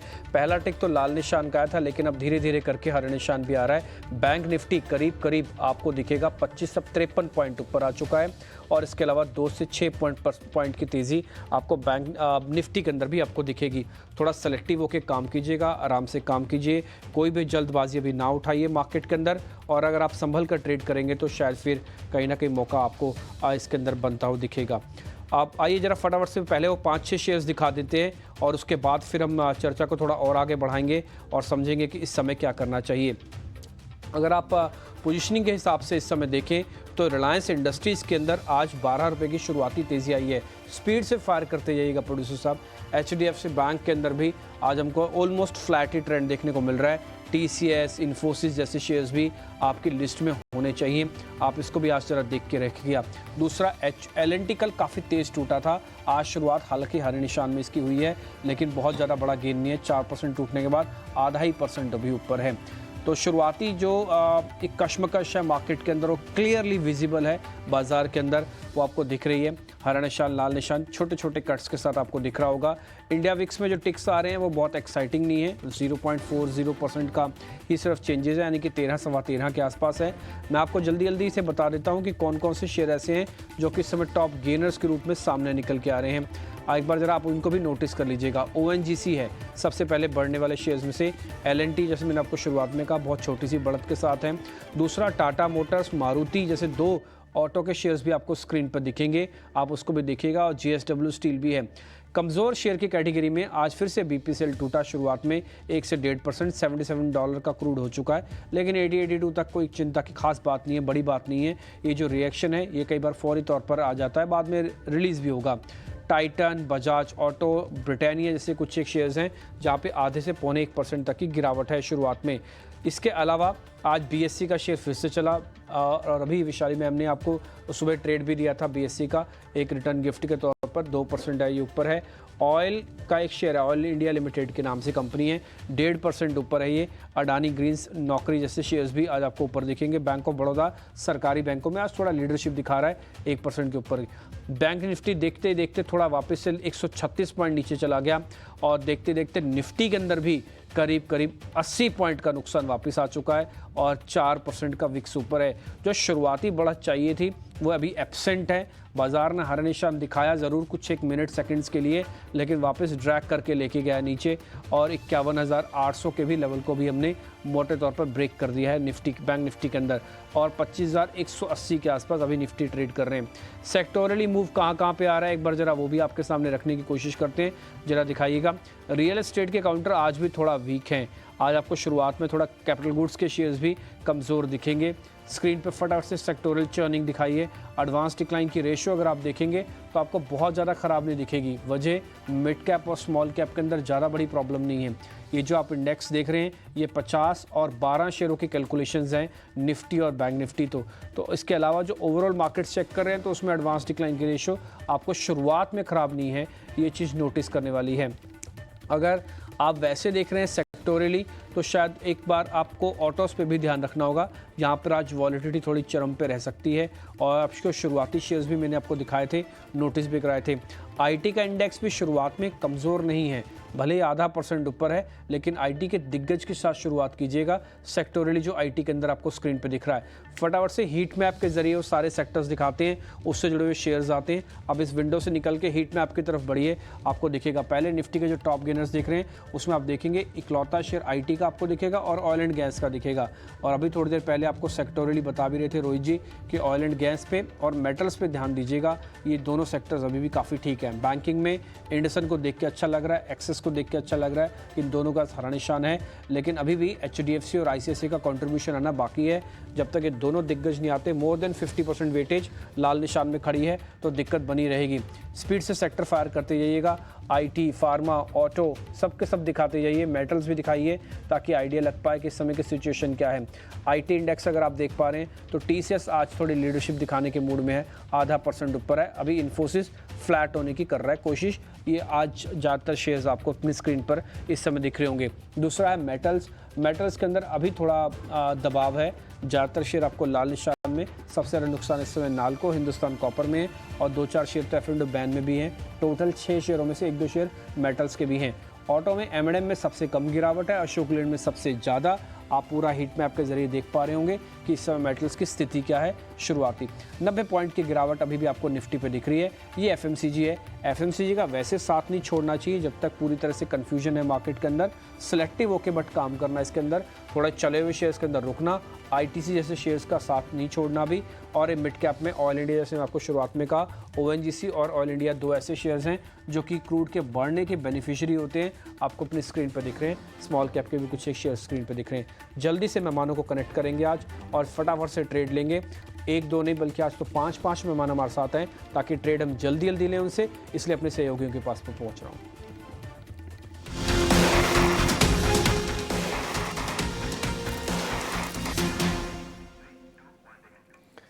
तो बाजार में लगातार 5वें सत्र में कमजोरी है, लेकिन आज अच्छी चीज ये है कि एडवांस डिक्लाइन रेशियो उतना खराब नहीं है। करीब 900 शेयर हैं तेजी वाले और उसके मुकाबले 1300-1350 शेयर आज गिरावट के साथ कर रहे हैं कारोबार।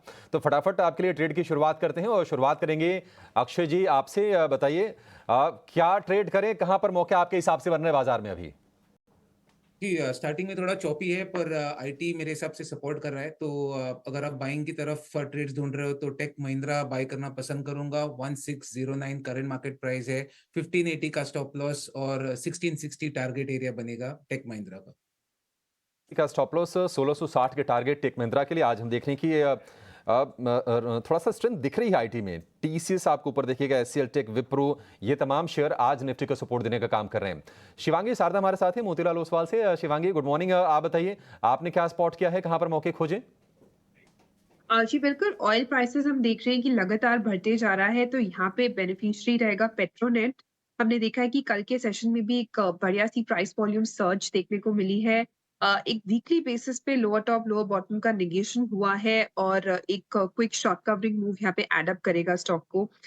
तो यहाँ पे खरीदारी की सलाह है नेक्स्ट 380 के टारगेट्स के लिए और 360 के एक स्टॉप के साथ। 360 का स्टॉप लॉस, 5 रुपए का स्टॉप लॉस, 15 रुपए का आपके लिए टारगेट। पेट्रोनेट एलएनजी के शेयर में कल भी हमने देखा था कि काफी शानदार चाल दिखी थी, आज उसको कंटिन्यू करने के मूड में है। तो 2 तेजी के ही शेयर आपके लिए निकल के आए हैं।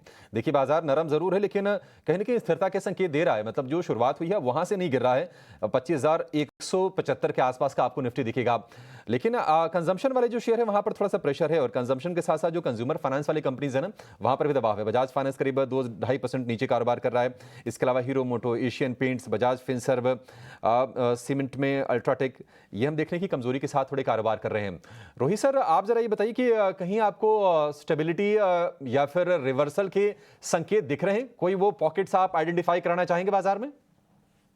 तो मैंने पहले भी बताया कि आसान काम ये होगा ऑयल एंड गैस सेक्टर, जहाँ पे कुछ स्ट्रेंथ आप देख रहे हो, वो शायद ऊपर की तरफ निकल सके। मेटल सेक्टर को मैं डिक्लाइंस में लूंगा, क्योंकि मेटल सेक्टर ने पिछले 3-4 दिन जब बाजार गिर भी रहा था तो वो बढ़ रहे थे। ऐसा भी हो सकता है कि एक आध दिन और उनमें करेक्शन आए और उसके बाद ही हम लोग लेने की चेष्टा करेंगे मेटल स्टॉक्स पे। तो शायद ऑयल एंड गैस में हम लोग इमीडिएट एक्शन ले सकते हैं, ऑयल एंड गैस स्टॉक्स में। तो मेटल अब गिरावट पर लेंगे, और गिरावट थोड़ी सी हम आज देख भी रहे हैं। इंडेक्स के लेवल पर करीब 1% के आसपास की कमजोरी है और कुछ कुछ शेयर्स नीचे आते हुए दिख रहे हैं। लेकिन ऑयल एंड गैस पर भरोसा है रोहित जी को। आप जरा अक्षय बताइए, ONGC आज 1-1.5% के आसपास की मजबूती और आ गई, क्योंकि ब्रेंट क्रूड का भाव $77 के ऊपर निकल गया है। मतलब कच्चे तेल का बढ़ना, यानी कि जो भी अपस्ट्रीम कंपनीज है उनको फायदा होता है। आप ये बताइए कि ONGC क्या ट्रेड कर लें इस लेवल पर भी? जी देखिए, ओएनजीसी का जो मीडियम टर्म सेटअप है थोड़ा सा नेगेटिव है, क्योंकि कुछ दिन पहले उसने 310-315 का एक सपोर्ट जोन ब्रेक करा था। उसके बाद एक सपोर्ट बेस बनाने की खोज में 285 कहीं ना कहीं एक सपोर्ट बेस बनता हुआ दिख रहा है, पर अभी तक कंफर्मेशन नहीं बन पा रहा है कि ये सपोर्ट पक्का बन चुका है कि नहीं। तो मैं कंडीशनल बाय बनाना पसंद करूंगा। अगर स्टॉक 302 के ऊपर ट्रेड करेगा या सस्टेन करेगा तभी आप अपना बाइंग पोजीशन बनाएं। ब्रेक करते ही आपको 320-25 के टारगेट बनेंगे। तो एक कंडीशनल बाय, फिलहाल वेट एंड वॉच वाली अप्रोच बनेगी ओएनजीसी में। ठीक है, तो ओएनजीसी को लेकर ये राय, पर इस बीच कई सारे ऑटो काउंटर्स भी पिटते हुए नजर आए हैं, और हाल फिलहाल वो स्टॉक्स जिन्होंने एक ब्रेकआउट भी दिखाया था। रोहित जी, आपसे समझना चाहेंगे कैसे एनालाइज कर रहे हैं आप खासतौर से 2 व्हीलर काउंटर्स को, क्योंकि देखिए हीरो मोटोकॉर्प कुछ दिनों पहले एक अच्छा मूव था, पूरा फिजल आउट हो रहा है। वहीं बजाज ऑटो, आयशर मोटर्स, इन सभी में बिकवाली है। क्या यहाँ पे कोई और स्टॉक आपको लगता है जो कि थोड़ा सा और वीक हो सकता है? क्या करना चाहिए 2 व्हीलर स्टॉक्स में? नहीं, तो ये एक जनरल मार्केट करेक्शन है, क्योंकि अगर हम लोग इंटरेस्ट रेट के दरों के हिसाब से सोचे कि इंटरेस्ट रेट सेंसिटिव सेक्टर्स जो हैं उनमें तेजी आनी चाहिए, कुछ हद तक हमने देखी भी, ऑटोज है, रियल्टी है, ये सब स्टॉक्स इंप्रूव हो रहे थे। बट ओवरऑल जो मार्केट में अब करेक्शन आ रहा है, इसमें सब सेक्टर्स ज्यादातर पिट रहे हैं। तो इसलिए थोड़ा संभालना जरूरी है। ये ना सोचे कि ये लेवल सही है या वो लेवल सही है, पहले बाजार संभल जाए तब जाके वापस हम लोग निवेश करने का सोचेंगे। क्योंकि आज अगर मैं देखूं, निफ्टी के अलावा जो मिड कैप और स्मॉल कैप सेगमेंट्स हैं, इनमें काफी सेलिंग देखी जा रही है, और ये जो ब्रॉड मार्केट है इसका भी संभलना जरूरी है। तो अभी तक वो हम लोग नहीं देख पा रहे हैं। तो पहले संभले, मार्केट्स को संभलने दें और उसके बाद ट्रेड ढूंढे पॉजिटिव साइड की तरफ। पर जिस तरीके से गिरावट है वो बहुत ज़्यादा कंसर्निंग फिलहाल नहीं है। पर इस बीच अगर मैं कुछ फार्मा काउंटर्स में देखूं तो कल भी सन फार्मा में एक अच्छी तेजी थी, आज भी थोड़ा सा संभलने की कोशिश कर रहा है। अक्षय, आपसे समझना चाहेंगे कैसे दिख रहा है सन फार्मा आपको चार्ट्स पे? हल्के हरे निशान में है, पर क्या यहाँ पे मोमेंटम बिल्डअप हो सकता है? जी सृष्टि, अप ट्रेंड में है सन फार्मा, और यहाँ पे बस गए 3 दिन में थोड़ा सा मोमेंटम ऑफ हुआ है। पर ये मैं सोच रहा हूँ कि आपको खरीदारी के मौके दे रहा है, क्योंकि ऐसे चौपी बाजार में फार्मा, एफएमसीजी, यही सब डिफेंसिव बेट्स होल्ड कर जाएगा। तो सन फार्मा में अगर आपको बाय पोजीशन बनानी है, आप बिल्कुल बाय कर सकते हैं। मोमेंटम पिकअप या ब्रेकआउट वाला काउंटर है नहीं, धीमी गति से चलेगा, पर कहीं ना कहीं 1850, 1860 एक सपोर्ट बेस बन चुका है स्टॉक में, और ओवरऑल सेटअप इंडिकेट कर रहा है कि स्टॉक शायद 2000 की तरफ जाएगा या ब्रेक करने की कोशिश करेगा। तो बने रहिए या बाय कीजिए। Stop loss below 1850, target area करीबन 2000 का बनेगा। ठीक है, तो 2000 के टारगेट्स और 1850 का आपको स्टॉप लॉस लगाना है सन फार्मा पर। इस बीच देखिए निफ्टी में कुछ एक जो सेक्टर्स उभरते हुए नजर आ रहे हैं जहां पे फिलहाल थोड़ा सा सपोर्ट है, उसमें लाइफ इंश्योरेंस काउंटर्स भी हैं। एसबीआई लाइफ और एचडीएफसी लाइफ, यहाँ पे आधे से 1% की तेजी है। वैशाली जी, आपसे समझना चाहेंगे कैसे देख रही हैं आप इसके मूव को? ओके, शायद वैशाली जी हमारे साथ अभी फिलहाल नहीं है। अक्षय, आप ही एक बार राय दीजिए, क्योंकि ये काउंटर संभलने की कोशिश कर रहे हैं, पर क्या संभल पाएंगे या फिर ये भी थोड़े से अपने मूविंग एवरेज तोड़ के नीचे आने की तैयारी में है? जी, तो SBI लाइफ की अगर बात करें तो SBI लाइफ इंश्योरेंस कंपनीज ने थोड़ी बढ़त तो देखी थी, पर गए कुछ क्षेत्रों में वापस ऊपरी स्तर में बिकवाली दिखी है। अभी एक ट्रेडिंग सपोर्ट पे है, शॉर्ट टर्म ट्रेडिंग सपोर्ट है 1815 का। तो यहाँ पे एक हल्का सा पुलबैक जरूर आ सकता है, पर कोई बड़ी तेजी की फिलहाल कुछ संकेत दिख नहीं पा रहे, क्योंकि मार्केट भी चौपी है और मुझे अभी तक कुछ क्लियर डेटा पॉइंट्स नहीं दिख पा रहा है कि बहुत बड़ी रिवर्सल हो सकती है करंट रेट से। तो कुछ ट्रेड तो ना बनाए इसमें बाइंग की फिलहाल। अगर किसी के पास है तो आपको 1780 ये स्टॉप लॉस बना के वेट करना है। हल्का सा अगर पुल बैक मिलता है तो स्टॉक 1870-75 तक एक बार रिकवर कर सकता है, जहां पे जिनकी बाइंग पोजीशंस है वो अपना मुनाफा बांध सकते हैं। ठीक है, तो SBI लाइफ पे आपको रिकमेंडेशन मिल गया। आदित्य अग्रवाल भी इस बीच मेरे को स्क्रीन पे दिख रहे हैं। आदित्य सर बहुत बहुत शुक्रिया, थैंक यू वेरी मच समय देने के लिए। आप भी पूरी जर्नी में हमारे साथ ही रहे और आपकी इंटेलिजेंस, आपकी नॉलेज का हमको भरपूर फ़ायदा मिला। उम्मीद करता हूँ आगे भी आप हमारे साथ बने रहेंगे। आप ज़रा बताइए सर, इस समय आपकी पिक क्या है, आप क्या मार्केट में नोटिस कर रहे हैं? थैंक यू शो पे बुलाने के लिए डिम्पी जी, और बिल्कुल बनी रहूंगा। एक बाय और एक सेल के साथ जाना चाहूंगा। मुझे लग रहा है सेकेंड हाफ में शायद मार्केट कहीं पे सपोर्ट लेके 25,100 के आसपास थोड़ा रिकवरी दिखाए। तो एक्साइड इंडस्ट्रीज अच्छा लग रहा है मुझे, चार्ट सेटअप पे एक अच्छे सपोर्ट पे आ रखा है, यहाँ से एक रिवर्सल भी दिख रहा है मुझे स्टॉक में। तो करंट लेवल्स पे खरीदारी करने की सलाह रहेगी। एक्साइड इंडस्ट्रीज में 530 का टारगेट लगा है, 485 का स्टॉप लॉस लगा है। और हम देख रहे हैं कि रियल एस्टेट स्टॉक्स में थोड़ी बिकवाली देखने मिल रही है। तो DLF एक वीक लग रहा है, अपने 200 DMA को ब्रेक करके उसके नीचे ट्रेड करना स्टार्ट किया है स्टॉक। करंट लेवल्स पे सेलिंग करना चाहिए DLF में। नीचे में टारगेट 785 का आएगा और स्टॉप लॉस हमको 870 का लगाना है। ठीक है, DLF आप कह रहे हैं कि सेल है अभी इससे थोड़ा दूर रहना चाहिए, और आप ये पॉइंट भी बता रहे हैं कि थोड़ा बॉटम फिशिंग हो सकता है मार्केट के अंदर आज हो, थोड़ा सेलेक्टिव रखना है। ऐसा नहीं कि आप जो कमज़ोर सेगमेंट वाले शेयर्स हैं उसी के अंदर पहले हाथ आजमाएं, पहले हाथ उसी के अंदर आजमाएं जो कि अपने आप में थोड़ा सा स्ट्रॉन्ग है। अच्छा, एक छोटा सा पॉइंट आपसे और पता करना था आदित्य, आपके पास कोई ऑप्शंस का ट्रेड है इस समय? हालांकि बाजार को खुले बहुत समय नहीं हुआ, 10-15 मिनट ही हुए हैं, बट फिर भी कोई ऑप्शंस का ट्रेड है तो बता दो, नहीं है तो छोड़ दो, कोई कंपल्सन नहीं है। नहीं डिम्पी जी, फिलहाल कुछ ऑप्शंस पे ट्रेड सजेस्ट नहीं कर रहे। कल था वो अभी क्लोज किया हमने। तो अगर फ्रेश कुछ डेटा पॉइंट सामने निकल के आएगा तो फिर ऑप्शंस पे ट्रेड सजेस्ट करेंगे। ठीक है, डन, पॉइंट नोटेड है सर। 3-3.5% अभी विक्स बढ़ा हुआ है, ज़्यादा बढ़ी तो नहीं है, थोड़ा स्पेसिफिक होकर काम करने की इस समय ज़रूरत है। आइए कुछ शेयर्स पकड़ने की कोशिश करते हैं। इन्फोसिस, क्या शिवांगी इन्फोसिस पे आपका टेक क्या है? जी बिल्कुल, आईटी में थोड़ी बहुत रिकवरी जरूर देखने को मिल रही है, पर ऐसे बाजार में मुझे लगता है कि हमें थोड़ा और वेट एंड वॉच करना चाहिए। इन्फोसिस लगातार पिछले 10 सेशन से अपने एक दायरे में कामकाज कर रहा है, एक दिन को बारिंग। बट ओवरऑल हम देख रहे हैं कि सेटअप थोड़ा कंसोलिडेटिव मोड में है। यहाँ हम बाजार जब थोड़े मार्केट सेंटिमेंट्स ऐसे हो रखे हैं, यहाँ पे हम ज्यादा कुछ एक्सपेक्ट नहीं करते हुए दिखेंगे। तो मेरी राय है कि हम थोड़ा वेट करें। अगर हमें थोड़ा और अगर रिस्क के साथ प्ले करना ही है, तो हम कोफोर्ज को देख सकते हैं, क्योंकि यहाँ पे हैवी वेट से थोड़ा हटके है, बट ओवरऑल सेटअप इसका बेटर प्लेस्ड है आईटी स्टॉक्स। ठीक है, कफोर्ज पे देख सकते हैं। कफोर्ज के अंदर भी आज शुरुआती डाटा काफ़ी अच्छा से बन रहा है, भले ही प्राइस एक्शन नहीं आया बट ओपन इंटरेस्ट आना शुरू हो रहा है, ये आप नोटिस कीजिएगा। एक बार ज़रा फ्यूचर वाली प्लेट भी दिखाना। और आपको बताऊं, अगर मैं पहले 5-6 शेयर में लॉन्ग पोजीशंस चेक कर रहा हूं कि कहां कहां पे शुरुआती स्ट्रेंथ बन रही है, उसमें SCL टेक, कफोर्ज, TCS, ये कुछ एक शेयर है IT कंपनी के अंदर, इंक्लूडिंग विप्रो को भी मैं इसमें काउंट कर सकता हूं। तो ये कुछ एक शेयर्स हैं SCL टेक इंक्लूडिंग। तो 5-6 शेयर्स ऐसे आपको दिखेंगे जहाँ पे आप छोटे छोटे एक्सपेरिमेंट भले करना चाहें तो कर सकते हैं, अगर ज़्यादा ज़रूरी नहीं है, बट ये है कि ये नोटिसेबल पॉइंट है, बस आपको मैं बताना चाहता था ये। रोहित सर, एक बार ज़रा ITC का चार्ट आपने स्टडी किया हुआ है क्या? क्योंकि जब तक मार्केट के अंदर अब हम एक बॉटम नहीं बना पाते तब तक थोड़े डिफेंसिव कम एग्रेसिव शेयर के साथ जा सकते हैं। ITC आप ज़रा देख के बता सकते हैं क्या? बिल उसमें ऑब्जर्वेशन है कि बहुत समय से ऊपर जाने की कोशिश कर रहा है धीरे धीरे, और जब ये धीरे धीरे होता है तो हम लोग इसमें मल्टीपल जो है नेगेटिव डाइवर्जेंसेस देखने लगते हैं। तो इस तरह का कुछ पैटर्न है कि हर बार हाई बना रहा है बट उसका जो मोमेंटम है वो घटता जा रहा है। तो इसमें क्लियर कट ये बोलना कि नहीं ये स्थिर रहेगा या कहीं ना कहीं बाजार के साथ नीचे आने लगेगा, थोड़ा मुश्किल है। तो इस पे मैं कोई इमीडिएट बेट नहीं लूंगा। ठीक है, डन। मैं फिर एक शेयर आपसे और पता करता हूँ, जरा आप उसको भी जरा चेक कर लीजिएगा। मैं सिर्फ आज लॉन्ग पोजीशंस के हिसाब से कैलकुलेशन डाल रहा हूँ।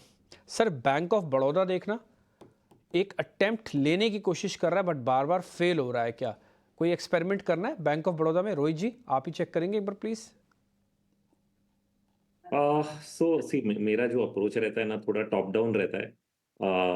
टॉप डाउन मतलब पहले बाजार मुझे सिग्नल दे, बहुत ही रेयरली कोई स्पेसिफिक सेक्टर, अगर उसमें जैसे मैंने शुरू में बताया कुछ अलग रीजन हो जिसके पीछे वो चल सकता है, तो फिर उस पर फोकस करते हैं।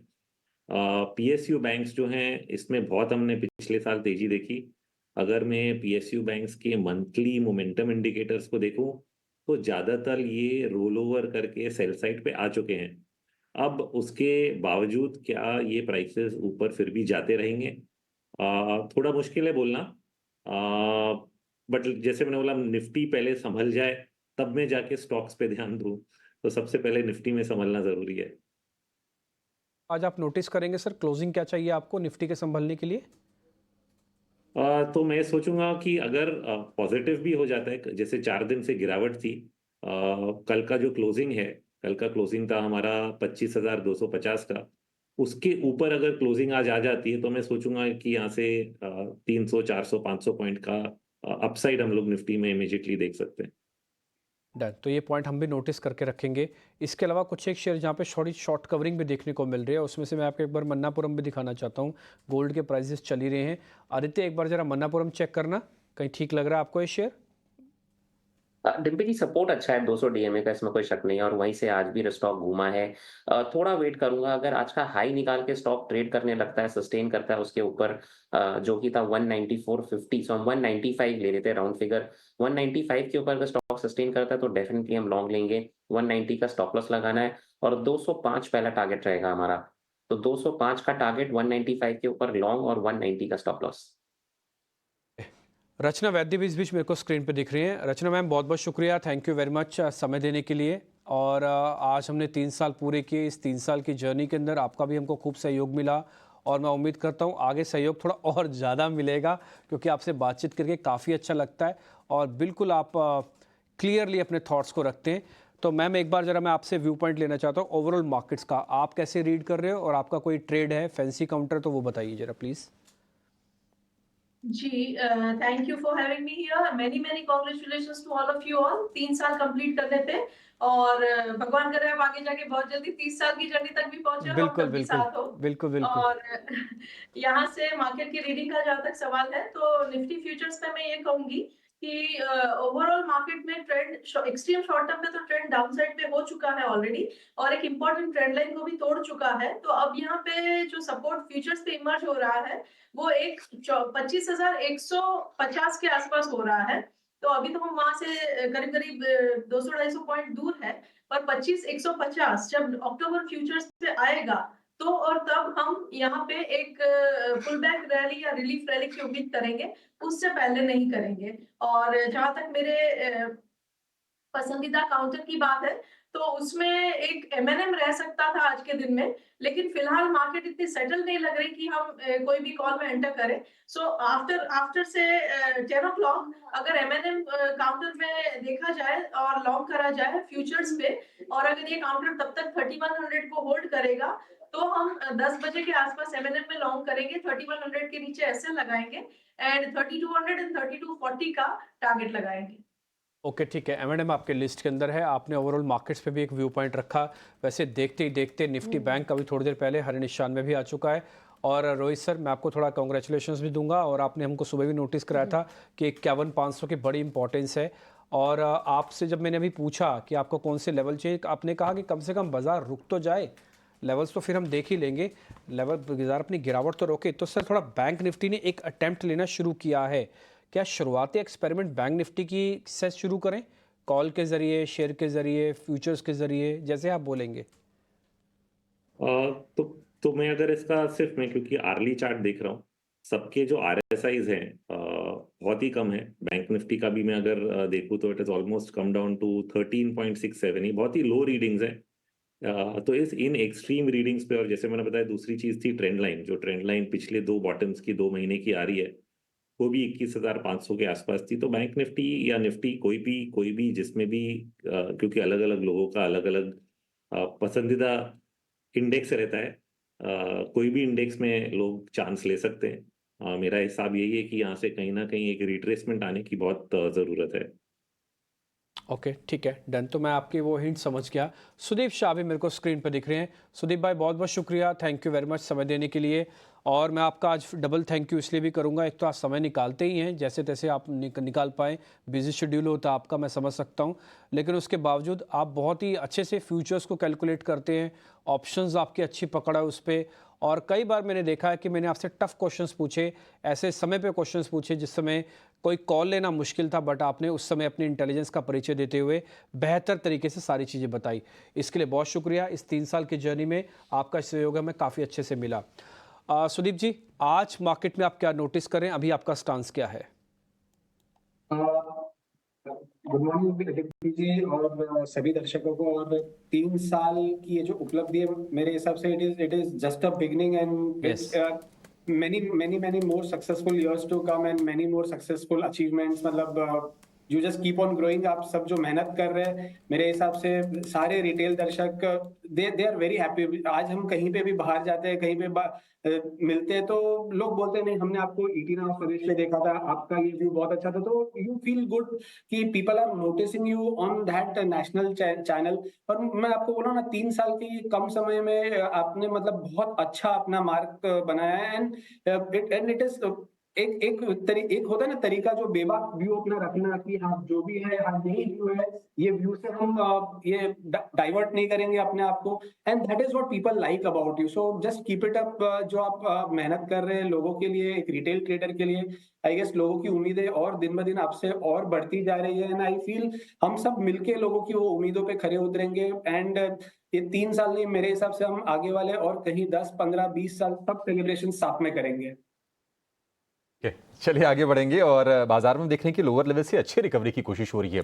अभी कुछ मिनटों पहले ही 1-2 मिनट पहले निफ्टी दिख रहा था करीब 125 अंक नीचे, लेकिन अब जो गिरावट है 50 अंकों की रह गई है और निफ्टी बैंक बाकायदा हरे निशान में आकर 100 अंक ऊपर है। 52,000 के बेहद करीब जाके कर रहा है कारोबार। तो रिकवरी हमें दिख रही है और हम देखने की धीरे धीरे बढ़ने वाले स्टॉक्स की संख्या भी बाजार में बढ़ रही है। निफ्टी में अगर आप देखेंगे तो कुछ बैंक जो रिकवर हो रहे हैं उसमें इंडसइंड बैंक और एक्सिस बैंक में हम तेजी देख रहे हैं। आईसीसी बैंक का शेयर भी आ गया हरे निशान में। शिवांगी, आपसे एक व्यू जरा चाहेंगे एक्सिस बैंक के शेयर को लेकर। लगातार 3-4 सत्र में हमने प्रेशर देखा, आपको लगता है कि रिकवरी का प्ले बन सकता है एक्सिस बैंक? जी, मेरा यहाँ मानना है कि हमने बैंक निफ्टी में 3000 पॉइंट्स के आसपास गिरावट देखी है पिछले 4 दिनों में। और यहाँ पे हमें कोर्स अगर रिकवरी के लिए हम प्ले कर रहे हैं, तो हमें थोड़ा और वेट एंड वॉच करना चाहिए। ग्लोबली अगर मार्केट सेंटिमेंट्स जो है वो सेटल होंगे, तभी हमें ऐसे दिग्गज स्टॉक्स को ऐड करने की गुंजाइश रखनी चाहिए। हालांकि बैंक निफ्टी ऑफ कोर्स इस सीरीज में आउट परफॉर्म किया है, पर हमने देखा है कि सितंबर सीरीज के जो भी गेन्स थे वो हाफ वाइप आउट हो चुके हैं और इंडेक्स अभी अपने 50 डेली एक्सपोनेंशियल मूविंग एवरेज के नीचे ट्रेड कर रहा है। तो मेरी राय रहेगी कि हम थोड़ा यहाँ पे सेक्टर स्पेसिफिक एक्शन ले, स्मार्टली ट्रेड ले, जो सेक्टर्स वीक है उस पर ना फोकस करें। ठीक है, तो आप ही बता दीजिए फिर कहां पर फोकस करें, कौन सा आपको शेयर बढ़िया लग रहा है अगर ट्रेड करना हो तो? जी बिल्कुल, मैंने फोकस किया है ऑयल एंड गैस में। हमारा मॉर्निंग डिस्कशन भी यही था, तो वहां पे फोकस है। इस के एडिशन पे हम थोड़े बहुत 2 व्हीलर ऑटो स्पेस को भी देख सकते हैं। एफएमसीजी काउंटर्स है वो काफी बढ़िया रूप से लगातार हम देख रहे हैं कि उसमें एक अच्छी बाइंग इंटरेस्ट देखने को मिल रही है। और फेस्टिविटी के अहेड हम थोड़े बहुत गोल्ड रिलेटेड काउंटर्स को भी फोकस कर सकते हैं। ठीक है शिवांगी, बहुत शुक्रिया आपका आज समय देने के लिए और इस चर्चा में जुड़ने के लिए और तमाम स्टॉक्स पर अपना व्यू शेयर करने के लिए। रोहित जी, निफ्टी बैंक, ठीक है, रोहित सर भी हमारे साथ नहीं है, लेकिन निफ्टी बैंक में हमने देखा था कि ऊपरी स्तरों से यानी कि 54,000 के ऊपर निकला था, वहां से करीब 2829 अंकों की एक स्ट्रेट फॉल आई और अब थोड़ा थोड़ा संभलने की कोशिश कर रहा है और वो स्टॉक्स के माध्यम से भी हमें दिख रहा है। लेकिन एक सेक्टर जहां पर राहत नहीं आ रही है वो है ओएमसीज का। बीपीसीएल, एचपीसीएल, आईओसी हम देखने की 2 सत्र में 8 से 11% टूटकर ये फिलहाल कारोबार कर रहे हैं। एशियन पेंट्स पर अक्षय आपसे जरा व्यू जानना चाहेंगे।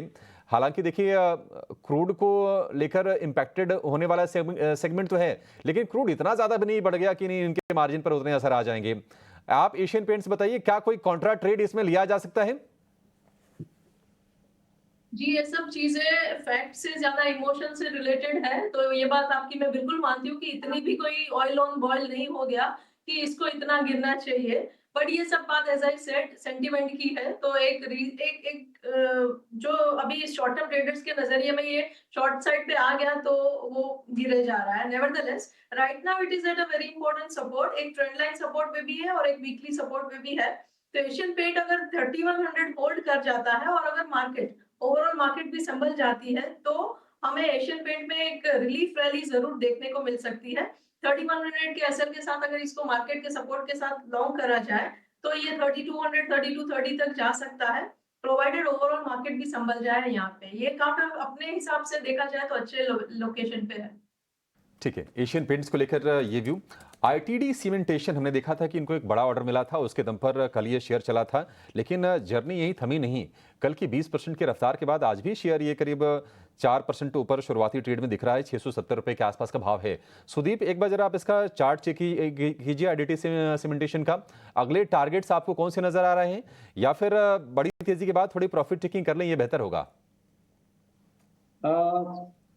अभिषेक जी, मुझे लग रहा है जो हिसाब से आईटीडी सीमेंटेशन का मूव है, एक हॉरिजॉन्टल ब्रेकआउट आया अब ऑलमोस्ट जून 2024 से स्टॉक 3-4 दफा 590 600 के रेंज में एक रेजिस्टेंस ले रहा था, और कल के सेशन में हमने देखा कि वॉल्यूम के साथ ब्रेकआउट हुआ और ये वॉल्यूम बहुत जबरदस्त था। तो मुझे लग रहा है ये एक कंसोलिडेशन ब्रेकआउट जो है, और वो भी ऊपरी स्तर पर। तो क्या होता है, स्टॉक बहुत ही बढ़िया टेक्निकल ये चार्ट होता है और आपका जो ऊपर के लेवल पे कंसोलिडेशन होता है उसके बाद जो ब्रेकआउट आता है, तो मुझे लग रहा है इतनी इजीली यहाँ पे आप नहीं प्रॉफिट बुक करना चाहिए। मुझे लग रहा है थोड़ा राइड करना चाहिए रैली को, और ऐसे मार्केट में जहाँ पे ये स्टॉक आउट परफॉर्म कर रहा है तो मुझे लग रहा है यहाँ पे ज्यादा एक पोटेंशियल है हायर रिटर्न्स के। तो ये 730 750 तक का भी मुझे लग रहा है यहाँ पे आने वाले कुछ सप्ताह में ये चाल बढ़ सकती है। और नीचे के साइड एक ट्रेलिंग स्टॉप लॉस लेके चले 630 का, तो जब तक 630 के ऊपर स्टॉक ट्रेड कर रहा है तो मुझे लग रहा है कि इसमें कोई दिक्कत नहीं है, आप होल्ड कर सकते हैं, बने रह सकते हैं। 730 750 के लेवल्स आने वाले 4 से 6 सप्ताह में आ सकते हैं यहाँ पे। 4 से 6 हफ्ते में 750 के लेवल भी आपको आईटीडी सीमेंटेशन में देखने को मिल सकते हैं। एक साइड में कल हमने प्रेशर देखा, लेकिन आज वो प्रेशर रिलीज हो गया। आज फिर से शेयर दिखा रहा है, शुरुआती सत्र में ऊपर है, ये 500 रुपए के ऊपर आकर कारोबार कर रहा है। आदित्य, एक साइड क्या आपको लगता है कि एक बढ़िया ट्रेड हो सकता है अगर हम थोड़ा लंबा भी इसको अगर रखें और पूरी सीरीज के लिए रख लें तो? बिल्कुल अभिषेक जी, रखना चाहिए। इनफैक्ट ये ट्रेड हमने मॉर्निंग ट्रेड पे सजेस्ट भी किया शो पे, और बिल्कुल बने रहना चाहिए। ऊपर 517 का पहला टारगेट रहेगा, 517 निकाल के अगर उसके ऊपर सस्टेन करता है तो मुझे लग रहा है ये 540 560 के लेवल्स को दिखा सकता है। बहुत शानदार एक कंसोलिडेशन ब्रेकआउट आ रहा है स्टॉक में, तो बिल्कुल बने रहना चाहिए मेरे हिसाब से अभिषेक जी स्टॉक में, और ट्रेल करते रहे। स्टॉप लॉस कॉस्ट के ऊपर लेकर आ जाए स्टॉप लॉस को अब, और एक बार 517 क्रॉस करता है तो फिर 540 560 के टारगेट्स के लिए होल्ड करें। ठीक है, 540 560 के टारगेट के लिए एक साइड को आप होल्ड करके चल सकते हैं। बढ़िया इसमें पैटर्न बन रहा है। गोदरेज प्रॉपर्टीज, इसमें लगातार प्रेशर है। अगर आप पिछले हफ्ते भर में देखेंगे तो 1-2 सत्र को छोड़ दें तो लगातार ये गिरावट का शिकार हो रहा है। आज भी शुरुआत इसकी कमजोर हुई है, 3000 रुपए के नीचे तो शेयर आ ही गया है। सुदीप, जरा गोदरेज प्रॉपर्टीज के बारे में बताइए, क्या यहां से भी शॉर्ट करें या फिर अब ये ज्यादा गिर गया है, अब छोड़ देना चाहिए?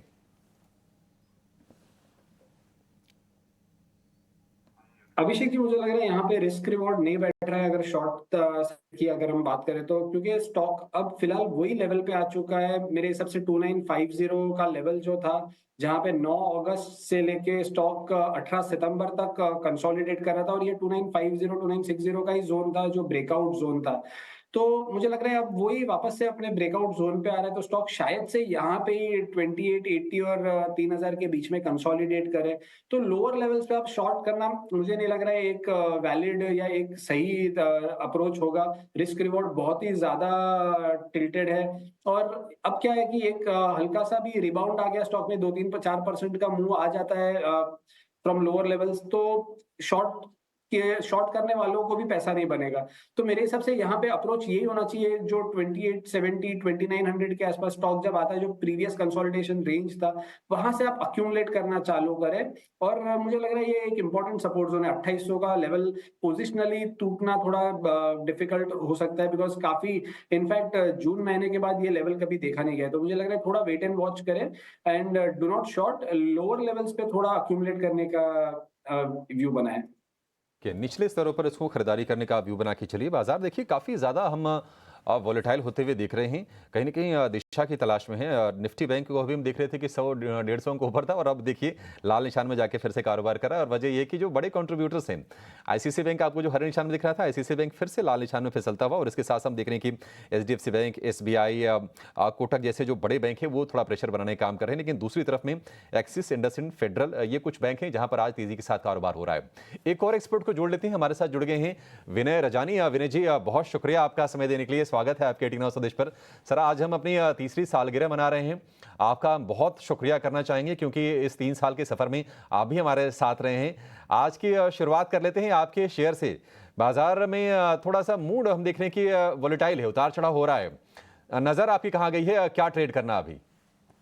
जी, गुड मॉर्निंग। और सबसे पहले तो सबको बधाई देना चाहता हूँ। 18 आवर स्वदेश की एंटायर टीम को काफी बढ़िया काम किया है। पिछले 3 साल काफी अच्छे रहे, काफी प्रोग्रेस किया है और डेफिनेटली ये आगे भी बढ़ता रहेगा और भी प्रोग्रेस अच्छी हो, मेरी शुभकामना रहेगी हमेशा से। तो कांग्रेचुलेशंस टू एंटायर टीम, बहुत ही अच्छा कर रहे हैं आप। जहां तक मार्केट्स की बात है तो हाँ, कल तक हमने 1000 पॉइंट्स का करेक्शन निफ्टी में पूरा कर लिया था। आज और भी एक्सटेंड हुआ। आज अगर आज का लो है जो निफ्टी का, जो करीबन 25,094 पे है, वो नथिंग बट दी 50 दिन की मूविंग एवरेज के आसपास का एक सपोर्ट है। तो 50 दिन की सिंपल मूविंग एवरेज बात करें तो 25,035 के करीबन है और 50 दिन की एक्सपोनेंशियल मूविंग एवरेज देख रहे हैं तो 25,074 के आसपास है।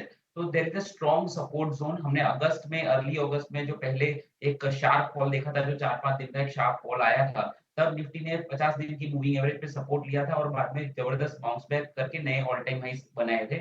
अभी भी वही सिनेरियो बनता हुआ दिख रहा है कि ऑल टाइम हाई से जो अभी गिरावट हुई है, तो अभी यहाँ पे सपोर्ट लेने का ट्राई करेगा। जरूरी नहीं है कि उस तरह का बाउंस बैक आए, डेफिनेटली वीकनेस है। एफआईआईस के आंकड़े काफी पिक वाली के जबरदस्त रहे हैं, तो आगे देखना रहेगा। तो थोड़ा पुल बैक यहाँ से 25,000 के लेवल के आसपास से आ सकता है, लेकिन ये एक रिवर्सल हो गया नहीं, बहुत जल्द होगा ये बताना, क्योंकि हम उसको आगे रिव्यू करेंगे। डेफिनेटली सेटअप नेगेटिव है, लेकिन आज के दिन में हम थोड़ा बहुत रिकवरी देख सकते हैं। अगर 25,000 का लेवल डिसाइसिवली टूट जाता है तो फिर 400 से 500 पॉइंट की और भी गिरावट हो सकती है। तो सेटअप नेगेटिव था, ऑलरेडी 1100 पॉइंट इतना फॉल हमने देखा है, सपोर्ट के पास में ट्रेड कर रहे हैं, तो थोड़ा पुल बैक एक्सपेक्टेड है। पुल बैक आता है तो 25,300 25,400 तक निफ्टी जा सकता है, पर वहां पे थोड़ी लॉन्ग पोजीशन लाइट करेंगे तो ज्यादा बेटर रहेगा, क्योंकि एक टेक्निकल सेटअप नेगेटिव दिख रहा है। तो सेल ऑन राइज या तो lighten your commitments at higher level and resistance is at 25,400 to be precise. और अगर 25,000 का लेवल टूटता है तो हम 400 से 500 पॉइंट्स की गिरावट फर्दर एक्सपेक्ट कर सकते हैं। थोड़ा एक सिनारियो नेगेटिव हुआ है, let's see how it goes, but 25,000 का शॉर्ट टर्म सपोर्ट मान के चलना चाहिए। ये तो 25,000 का एक शॉर्ट टर्म सपोर्ट मान के चले। और अब देखिए थोड़ा सा वॉलेटाइल ज़रूर हो रहे हैं बाजार पर, मिनट टू मिनट इसको ट्रैक करना काफ़ी इंपॉर्टेंट है, क्योंकि निफ्टी बैंक कुछ समय पहले लाल निशान में था, पर अब फिर से लगभग 100 पॉइंट्स की तेज़ी निफ्टी बैंक दिखा रहा है। वहीं निफ्टी भी हरे निशान में लौटता हुआ फिलहाल सपाट है, पर यहाँ पे उम्मीद ज़रूर लगाई जा रही है। हमारे एक्सपर्ट्स भी ये उम्मीद लगा रहे हैं कि आज जो है थोड़ी सी रिकवरी ज़रूर देखने को मिल सकती है बाजारों में। पर इस बीच एक ऑयल काउंटर जो कि काफ़ी तेज़ी से ऊपर जा रहा है वो है ऑयल इंडिया, क्योंकि आप देखिए बीपीसीएल और एचपीसीएल यहाँ पे मार्जिन हिट होने के चलते डे लो पे हैं, पर ऑयल इंडिया, आदित्य कैसे देख रहे हैं आप इसको चार्ट्स पे, और क्या यहाँ पे मौके हैं? सृष्टि, थोड़ा वेट करूंगा मैं। 565 का एक अच्छा रेजिस्टेंस है स्टॉक पे। अगर 565 के ऊपर क्रॉस करके उसके ऊपर सस्टेन करता ऑयल इंडिया तो एक फ्रेश लॉन्ग मैं लेना चाहूंगा, और उस केस में फिर टारगेट्स हमारे यहाँ पे 600 तक के आएंगे। अगर 565 को क्रॉस नहीं कर पाता है तो मुझे लग रहा है जो रेंज बाउंड कंसोलिडेशन हम देख रहे हैं ऑयल इंडिया में, ये शायद कंटिन्यू होगा। ठीक है। तो थोड़ा सा वेट करें ऑयल इंडिया पे एक फ्रेश ट्रेड लेने से पहले। पर देखिए मार्केट की रिकवरी में बहुत इंपॉर्टेंट है कि दिग्गजों से सपोर्ट आए, क्योंकि आप देखिए HDFC बैंक ऑपरेशनल अपडेट आए थे, उसके बाद कुछ बहुत ज़्यादा उत्साह नहीं दिखा। मैं अभी एक ब्रोकरेज रिपोर्ट भी पढ़ रही थी, वहाँ पे जो इनके अपडेट्स हैं वो अच्छे बताए जा रहे हैं, पर स्टॉक में इतना एक्साइटमेंट नहीं है। इसके अलावा रिलायंस की बात करें तो निचले स्तरों से सुधरा ज़रूर है, पर एक बार रचना आपसे समझना चाहेंगे, रिलायंस इंडस्ट्रीज अब 2800 के लेवल्स दिखा रहा है, क्या मार्केट की रिकवरी के साथ यहाँ पे भी रिलायंस इंडस्ट्रीज से क्या थोड़ा सपोर्ट मिलेगा? जी, सपोर्ट की उम्मीद रखना अभी थोड़ा डिफिकल्ट है, क्योंकि अपसाइड के जो रेजिस्टेंसेस है उनको टेक आउट करने में बहुत अटेम्प्ट लगेगा। क्या इतना स्ट्रॉन्ग पुल बैक आने वाला है कि वो रेजिस्टेंसेस निकल पाए? That is a doubtful case. तो इसलिए अगर इसको टर्निंग पॉइंट समझ के ना प्ले करें, एक इंट्राडे शॉर्ट रिलीफ रैली समझ के अगर प्ले करें तो ज्यादा बेहतर रहेगा। फिलहाल 2829 पे है ये काउंटर फ्यूचर्स पे। जब तक ये 2810 पे होल्ड करेगा, 2810 अगर होल्ड करेगा तो ये ऊपर की साइड ज्यादा से ज्यादा 30 रुपीज जा सकता है। So that is how it is. ज्यादा बहुत उम्मीद नहीं है मुझे। ज़्यादा उम्मीदें ना करें। और सुबह भी डिम्पी हाईलाइट कर रहे थे कि जिस तरीके से मूव की ज़रूरत है वो काफ़ी स्ट्रॉन्ग अप मूव की ज़रूरत है, जो कि अभी रचना भी कह रही हैं कि शायद जो है देखने को ना मिले। तो रिलायंस इंडस्ट्रीज़ पे रखते हैं नज़र, अगर थोड़ा उछाल आए तो बहुत हल्के उछाल की उम्मीद है, कुछ बहुत ज़्यादा स्ट्रॉन्ग रिबाउंड नहीं दिखा सकते। पर आदित्य, जिस तरीके से वीकनेस आप उम्मीद कर रहे थे रियल एस्टेट पैक में, वो दिख भी रही है। आप गोदरेज प्रॉपर्टीज़ ले लीजिए, DLF ले लीजिए, इन सभी की पिटाई हो रही है। पर आदित्य, कोई स्टॉक आपके रेडार पे है जहां पे अभी भी शॉर्ट के मौके हैं, अगर किसी को अपनी एग्जिस्टिंग लॉन्ग्स को हेज करना हो, और अगर आपको लगता है कि रियल एस्टेट में और भी वीकनेस आ सकती है, तो क्या यहाँ पे इस उछाल का किसी स्टॉक में फायदा लें? सृष्टि, अगर हम पूरा रियल एस्टेट पैक देखें तो उसमें फ्यूचर्स में जो सबसे वीक है वो फिलहाल DLF ही है। अगर हम ओबेरॉय रियल्टी और गोदरेज प्रॉपर्टीज की बात कर ले तो वो बहुत अच्छे सपोर्ट लेवल्स पे आया हुआ है। तो उन दोनों स्टॉक्स में मैं शॉर्टिंग अपॉर्चुनिटी नहीं देखूंगा। अगर मुझे रियल एस्टेट पैक में कुछ शॉर्ट करना है क्योंकि वीकनेस परसिस्टेंट है वहां पे, तो DLF के साथ ही मैं सस्टेन कर परसिस्ट करना चाहूंगा। और नीचे 810 और 780 ये दो टारगेट्स के साथ में ट्रेड लेना चाहूंगा। ठीक है, ये कुछ कुछ और ट्रेड आपको मिल ही रहे हैं। एक ऑप्शंस का ट्रेड भी ले लेते हैं। नीलेश जैन वेट कर रहे हैं हमारी, और उनसे हम जरा समझते हैं ऑप्शंस का चैंपियन, फिर कुछ और स्टॉक्स आज के मेहमानों से लेंगे। ऑप्शंस का चैंपियन लेके आइए।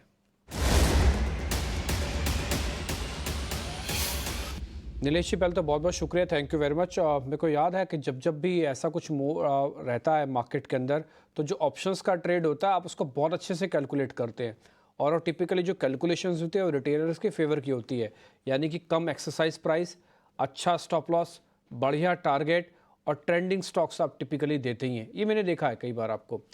तो एक बार इस बार आपका शेयर चाहिए या फिर इंडेक्स पे, जहाँ पे भी आप ऑप्शंस देना चाहें।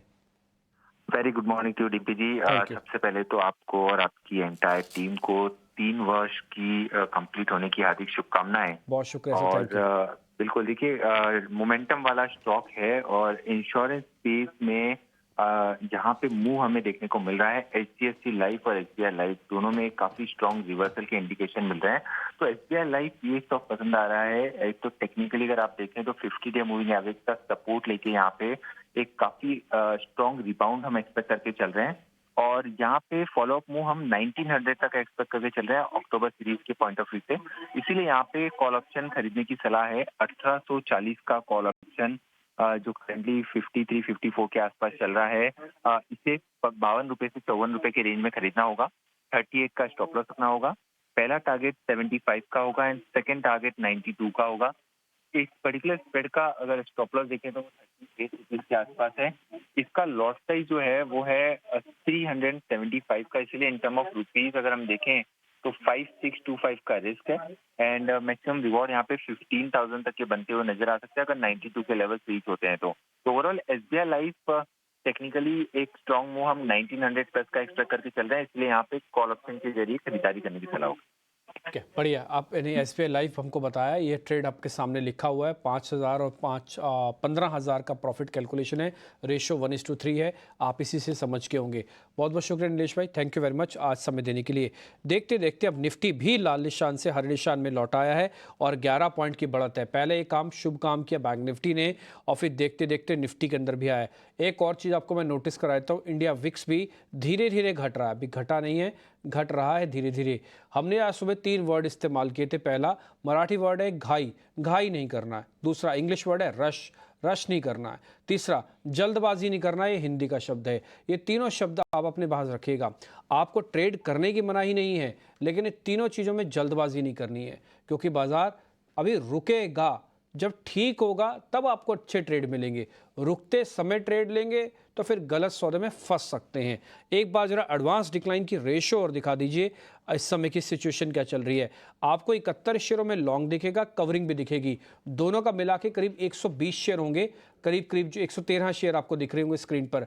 आज सुबह से ही रेशो ठीक है मार्केट की, तो रेशो की प्रॉब्लम नहीं है। थोड़ा विक्स अभी भी है, थोड़ा डाउन आ जाता 12 के आसपास तो फिर आपकी स्थिति थोड़ी बेहतर हो जाती, लेकिन लीडरशिप और थोड़ा विक्स का डाउन होना ये बहुत ज़रूरी है। और लीडरशिप में ना केवल स्टॉक्स की चाहिए, इंडेक्स की भी चाहिए। इंडेक्स ऐसा काम करके दिखाए जिससे पीछे पीछे आपका कॉन्फिडेंस भी आता चला जाए। 123 पॉइंट अब ऑलमोस्ट हम ऊपर आ चुके हैं बैंक निफ्टी के पॉइंट ऑफ व्यू से। आगे बढ़े। रचना मैम, एक दो शेयर जरा मैं और आपसे पता कर लेता हूँ, जरा स्पीड से पता करूँगा, आप बताते जाइएगा, हम स्टैंपिंग करते जाएंगे। ग्लेनमार्क आपको ठीक लग रहा है? थोड़ी कवरिंग आ रही है इसमें।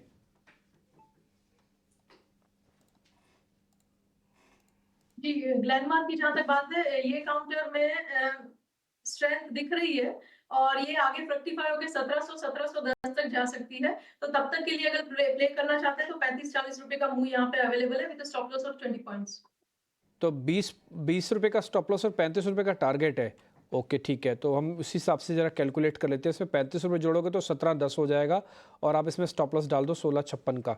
ठीक है रचना मैम, एक बार जरा मारुति भी चेक करना। मारुति ठीक लग रहा है क्या? बिल्डअप अच्छा बन रहा है, ओपनिंग से ठीक है आज ये शेयर।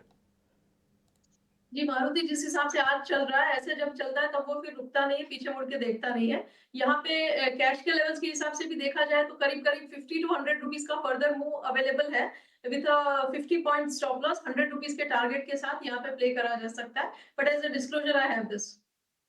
आपके पास डिस्क्लोजर में आपने बताया आपके पास है भी है। अच्छा, एक शेयर फिर आप और चेक करो, लगे हाथ जब इतना सब हो ही रहा है।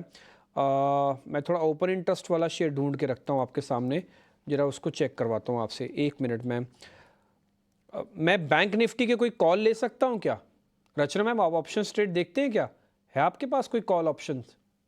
जी, बैंक निफ्टी में अभी तो 25 पॉइंट अप है, तो अगर इसमें ऑप्शंस का ट्राई करना है तो कर सकते हैं, कोई डिफिकल्ट बात नहीं है। यहाँ पे बैंक निफ्टी में ऑप्शंस अगर देखा जाए तो 52,500 का कॉल ऑप्शन देखा जा सकता है। 52,500 का 9 अक्टूबर का अगर हम एक्सपायरी देखें और उसको अगर प्ले करने की कोशिश करें, ये फिलहाल 235 के करीब ट्रेड कर रहा है। अगर इसमें 200 का ऐसे लगा के प्ले करने की ट्राई करें तो अपसाइड पे 290 तक ये काउंटर जा सकता है। 93 एग्जैक्टली इसका एक एवरेज है और उसके बाद ये अगर कॉल चली तो बहुत बढ़िया भी चल सकती है। आप ट्रस्ट मी, इसका रेट तो 500 रुपये भी हो सकता है, लेकिन मैं थोड़ा सा इसमें अपने आप को भी दोषी मानूंगा। वो इसलिए क्योंकि मैं इस कॉल पे सुबह से नज़र रखे हुआ हूँ, बट मैं अब तक बता नहीं पाया।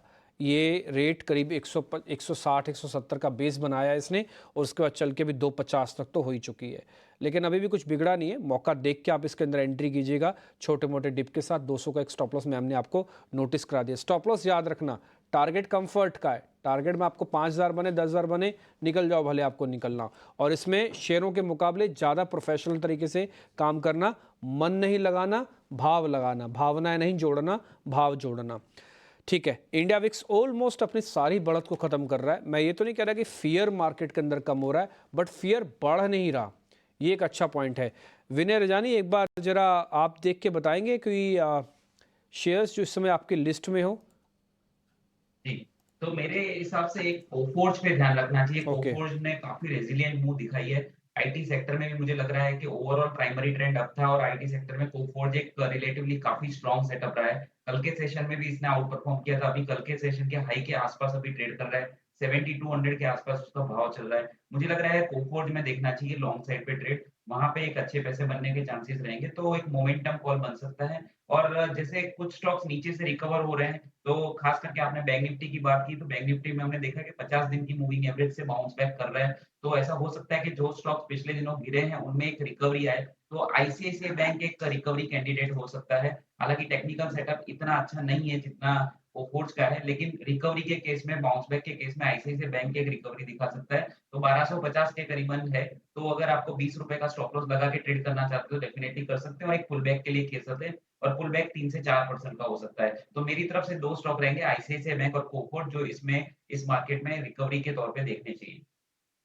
तो एक आईसीआईसीआई बैंक और एक कफोर्ज, एक आईटी और एक बैंकिंग है। कहते हैं ना कि पूत के पाँव पालने में दिखने लगते हैं। कुछ कुछ आज बैंक ऑफ बड़ौदा भी ऐसे ही कर रहा था। आज शुरुआत से आप देखो, बैंक ऑफ बड़ौदा आपको स्क्रीन से आपका दिमाग को हटने नहीं देगा, हटने ही नहीं देगा। और अभी भी मैं उसके अंदर देख पा रहा हूँ, एक बार जरा दिखाना, ये 2.5% ऊपर हुआ है और बिल्डअप विल्डअप भी ठीक है, लॉन्ग साइड में बना है। 251 का रेट है और एक बढ़िया डाउन चैनल को ब्रेकआउट कर रहा है। अच्छा चल सकता है, बड़ा मूव आ सकता है, कम से कम 30 रुपये का। आदित्य एक बार जरा चेक करना हमारी कैलकुलेशंस गलत तो नहीं है, इसमें स्टॉप लॉस टारगेट अगर कोई सौदा बनता है तो बताओ आप। इनफैक्ट बैंक निफ्टी में 2 स्टॉक्स अच्छे लग रहे हैं। एक बैंक ऑफ बड़ौदा डेफिनेटली उसमें क्वालिफाई करता है। 246 का स्टॉप लॉस लगाना है हमें, और फ्रेश लॉन्ग एडिशन डेफिनेटली यहाँ पे दिख रहा है होते हुए हम कर सकते हैं।